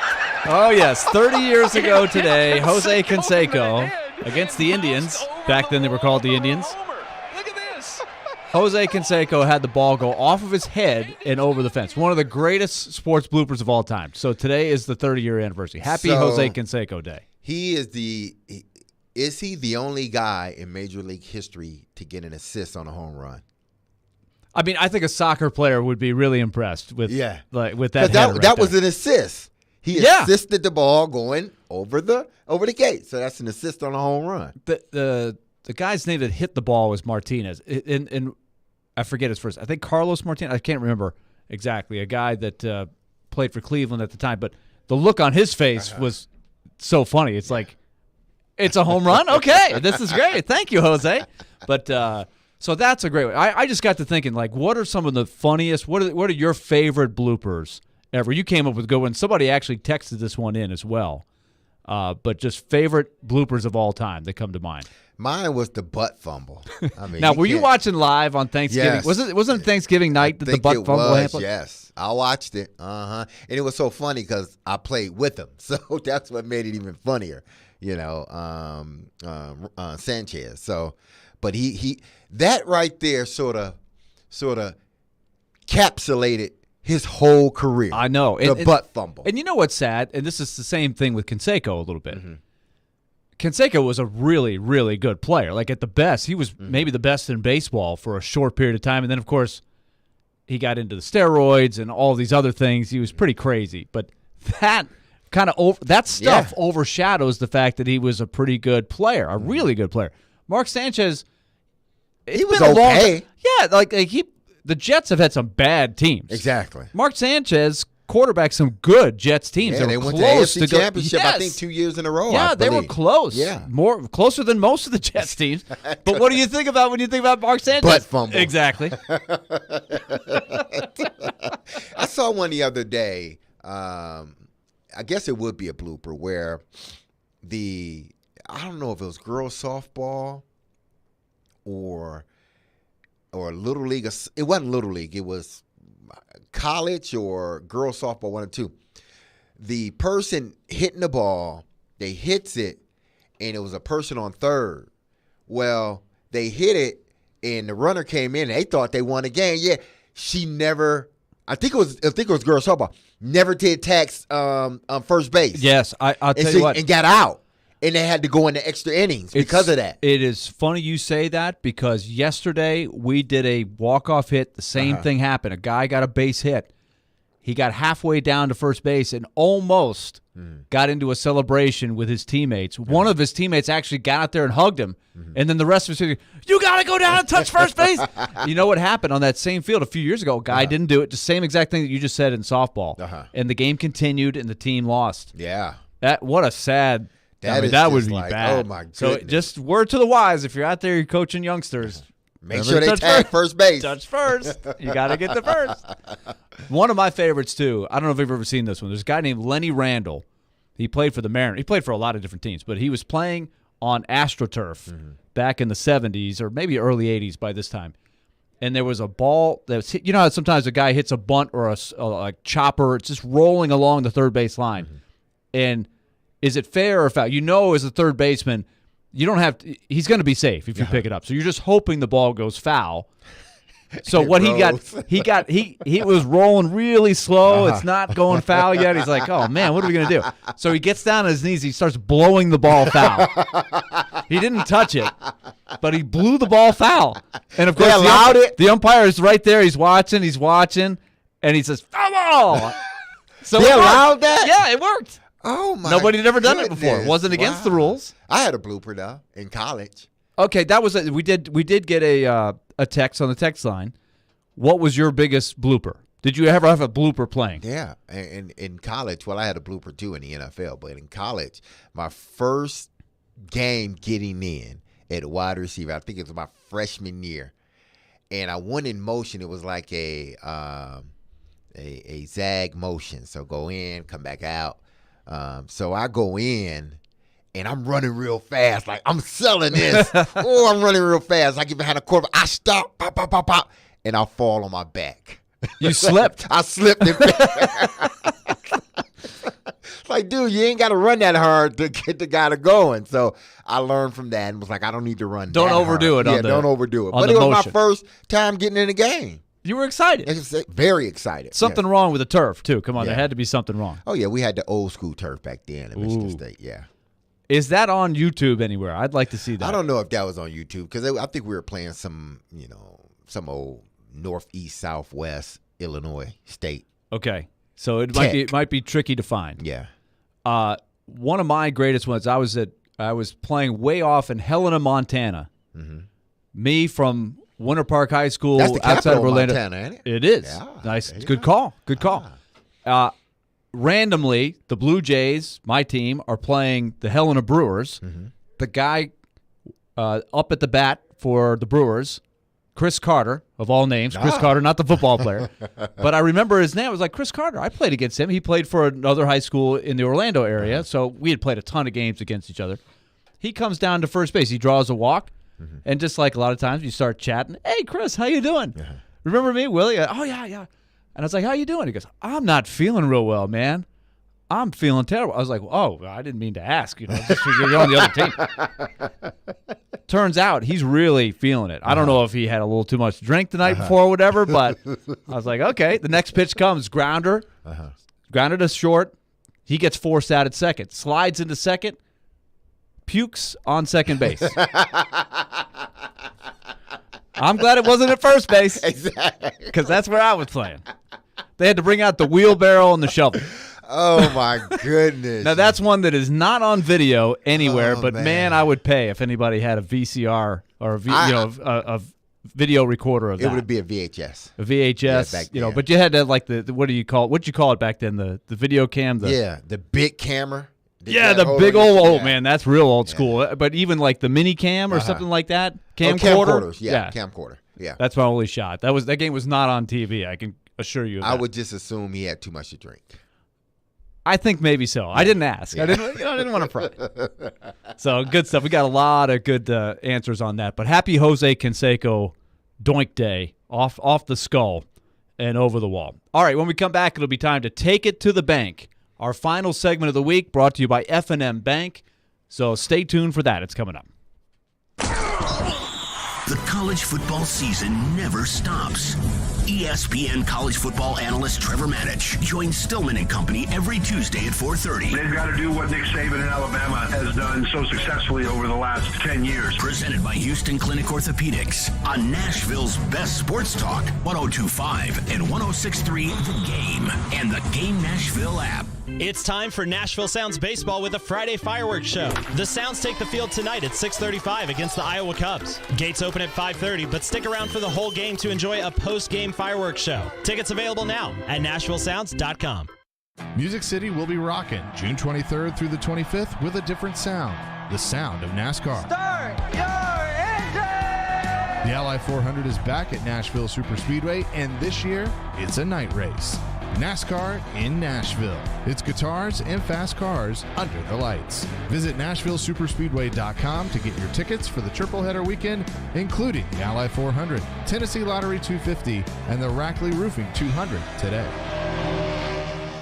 Houston Clinic Orthopedics wants to thank their patients for voting them the #1 orthopedic practice in the Nashville Scene Poll for 3 years in a row. Their physicians specialize in spine, joint replacement, knee, hip, upper extremity, and other orthopedic conditions. At Houston Clinic Orthopedics, they adhere to all CDC guidelines for the patient's and staff safety. To experience world-class orthopedic care and see a list of all physicians, visit their website at tn.houston.com and book your appointment online today. How can a half-carat diamond magically grow into a 2-carat diamond? With Genesis Diamond's 110% diamond upgrade guarantee. Our trade-up policy is the best in the United States. That's Stasia at Genesis, explaining how if you buy a diamond today and want to trade it in for a bigger one next year, Genesis always gives you back your original purchase price plus an extra 10%. We will gladly give you every single penny you paid for the diamond plus an extra 10%, which is amazing. No one does that. As a real-life example, take Stasia's customer Paul. When he first started, he got a half-carat, and then as he became more successful, we rewarded him. He came in and he got a 3/4 carat, and then he's traded for a carat. I'm sure I'll see him this year for a carat and a half. As they grow and change and become more successful, their engagement ring can grow with them also. And there's no catch, no minimum trade-up requirement, and it works on diamond studs and diamond pendants as well. You get every single investment dollar you put into the diamond, you will get an extra 10% towards the new diamond. Genesis Diamonds and luxury pre-owned Rolexes. You can trade as many times as you wish. Continuously voted best jewelry store and best place to buy an engagement ring. Green Hills and Cool Springs.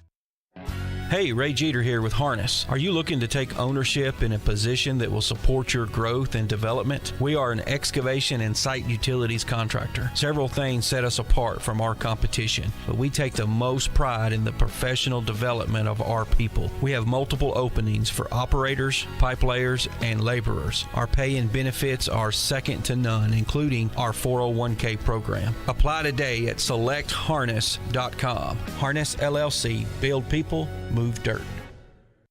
Nashville's radio version of The Odd Couple. This number makes more sense. It does not make more sense. It's absolutely. Robbie Stanley and Joe Rexrode are Robbie and Rexrode. Yay, we win. No, we don't. We lose. No, I disagree. Robbie and Rexrode. Mornings from 6 to 9. If you're good enough, you're good enough. It's absurd. Presented by TJ Anderson Homes of Benchmark Realty on 102.5 and 106.3 The Game and the Game Nashville app. Having some fun in the midday. Yeah, that's awesome. This is Caroline, Willy, and D-Mase on 102.5 and 106.3 The Game and the Game Nashville app.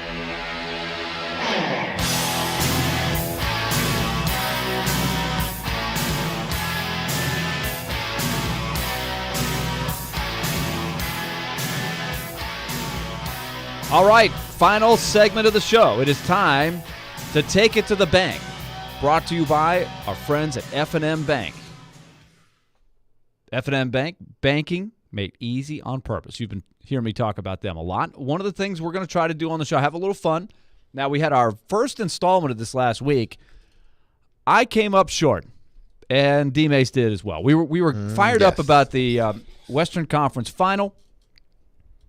Nuggets against D-Mase's beloved Lakers, lifelong team that he's followed. D-Mase, what was your call? You sold it well. Yeah, I said Bron would have a 30-piece, and they would win. And AD. You had Bron and AD. would have 30 pieces. And the 30-piece people mean 30 points. You know, sometimes you got a 30-piece nugget. But That's what I'm talking about is, it's a lot of nuggets. 30-piece chicken meal, 30-piece cauliflower meal, whatever. I said Bron would have 30 and AD would have 30. They didn't have it, and they got swept. There you go. I need to get my money back from the bank. I called for Jokic. Now, I did call for two things, and I think I was right on the other one, and I don't have an official documentation, but that Jeff Van Gundy would start complaining about the process of the reviews. Mm-hmm. This is taking way too long. I just love how Van Gundy goes on the soapbox about the refs, the review system, all the times they're trying to go back over every call. It is getting ridiculous, and they got it definitely in the college game, but I think in the NBA game as well. So I'm giving myself half credit on that. But I did call for the triple-double from Nikola Jokic. It was the only game he didn't have a triple-double. But they still won. I took it to the bank. They did win the game. They still won. They did win the game, and they got the sweep. He's becoming my favorite player currently in the NBA. So much fun. Got great personality. And the Nuggets, for the first time ever, going to the NBA Finals. Yeah. And I like their chances against whoever comes out of the East. Yeah. I think it'll be a great battle with either team, whether it's Boston or the Heat. I think Boston can match them point for point because they have both Brown and Tatum. And then they can shoot very, very well from the outside. Al Horford can shoot from the outside. Williams can sort of body up Big Jokic, put a body on him. So they got big guys they can sort of, body up Jokic just a little bit. You're not going to shut him down, but make him work extra hard for his points. Now, Nick Keyser had his first take it to the bank. He was a little wishy-washy, but we got to give him credit because he called for Joakim Kemmel to score a goal for the Admirals in the next playoff game. I sure did, yes, and I'm glad that it worked out. I will not say probably. Exactly. See, he used the word probably. Yes, and D-Mase immediately jumped all over him, as he should have. You know what? Derek has been very good with saying, look, Nick, it's about how you say it. Exactly. So that's been very good from his standpoint. So I will take the coaching, so thank you, Derek. You're welcome. Got a texter on the text line saying, Boston will win. Jason Tatum legacy games coming. Oh, so that could be an option. That could be a ticket to the bank. He's saying Boston will win. Okay. And come back for the first time ever, a team in the NBA coming from 3 games and then down to win a best of 7. All right, so this week, we're looking ahead to the weekend. What do we got? Go ahead, Nick. Nick wants to lead you it want off. Me to go? Yeah, you got it. You won last week. Yeah. Sure. Okay. So to lead things off, I'm going to call that the Vegas Golden Knights head home and take down the Dallas Stars. And Willie, they will touch the trophy. Oh! I see a lot of people. This is a big superstition. Yeah, you can't touch it unless you. If I remember correctly, the Predators did not touch it. They did not in 2017. It's always a dilemma. Some people think it's bad luck if you touch the trophy. Yeah. What is it? The Smythe or whatever it's called. So the Colin Campbell trophy. Yeah. So the Clarence Campbell. Campbell. Then not the Colin Campbell. Colin Campbell is a guy. He's And then the other I don't know if he's related to Clarence. Probably not. But then the other one is the Prince of Wales. So okay. So it's a nice trophy. We got a replica of it. All the employees for the Predators when they won it. But a lot of people think in the moment that's not the trophy you want. So you don't touch it. It's bad luck. So nobody touches it. So you wait until you win right there. It just sits right there. But some people are like, no problem. I got it. Yeah, but all of the records lately, it doesn't indicate that it matters. Can you blow on it? But you don't touch it. Yes, Can you blow on it? Lenny Randall on it. Yes. Okay, so you say that they're going to win it and they're going to touch it. I say they win it and they will touch the trophy. Mark Stone would be the guy. He's the captain, right? So he would be the guy that would make that decision. Well, and it would not be, hopefully it's not just one player that touches it. So if it's him, it would be one of the assistants or whoever else is close by. So and you have to count it if one of the personnel in the front office touches it too and they're all there. Ooh. Okay. All right, do you have a take it to the bank? I got to take it to the bank. I'm going again with basketball. And I'm taking this to the bank. Hemi Buckets, better known as Jimmy Butler, he's putting up a 35-piece. He's putting up a 35-piece. 35, Derek? 35. Y'all said this is going to be Jason Tatum's. Our caller said, Texter said it's going to be Jason Tatum's legacy game. Yeah. Nah, this is going to be Hemi Butler's or Hemi Buckets' legacy game. He's going to put up a 35-piece. Michael Jordan's son. All crispy, 35-piece with 10 assists and 9 boards. And the Heat will win and head to the NBA Finals. So wait, do we have to count all those stats that you just read off? Yeah, you got to count them all. Listen, I'm taking that to the bank. What you're taking to the bank is 35 and a 10, win.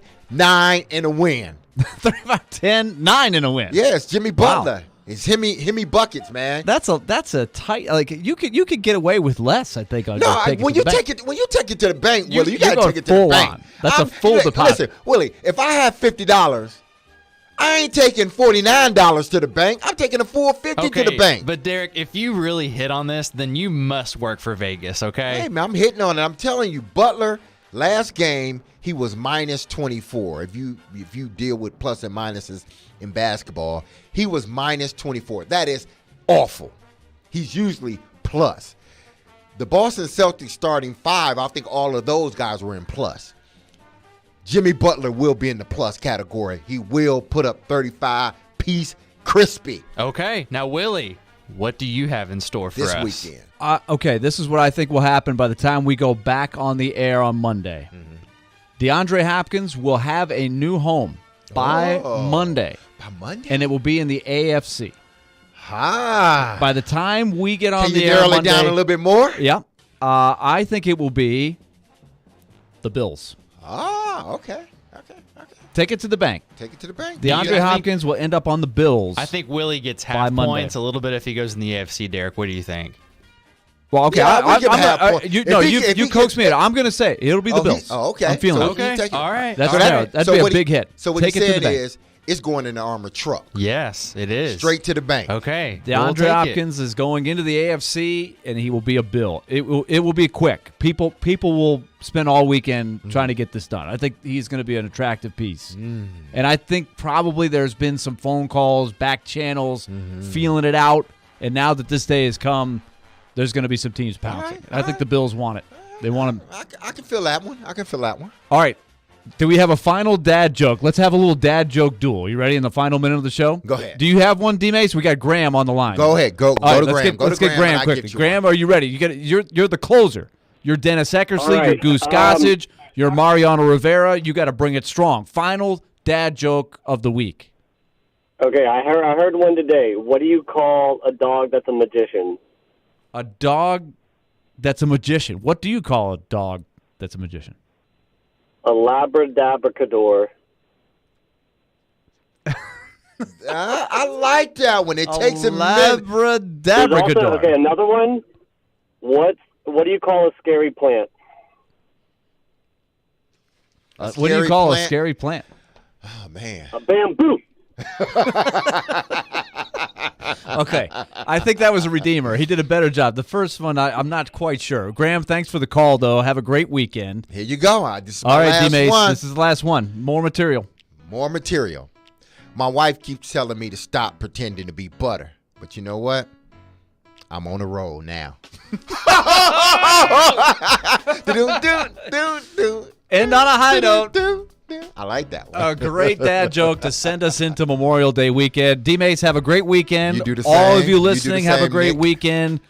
Jared Stillman coming up next. We'll be back as a trio Monday. Caroline will rejoin us, and we'll ask her, did she go to a wedding or was she crashing a wedding? Yes. That'll be Tuesday, I guess. Everybody enjoy their Memorial Day. This will be Monday, or Tuesday, rather. Nick, have a great weekend.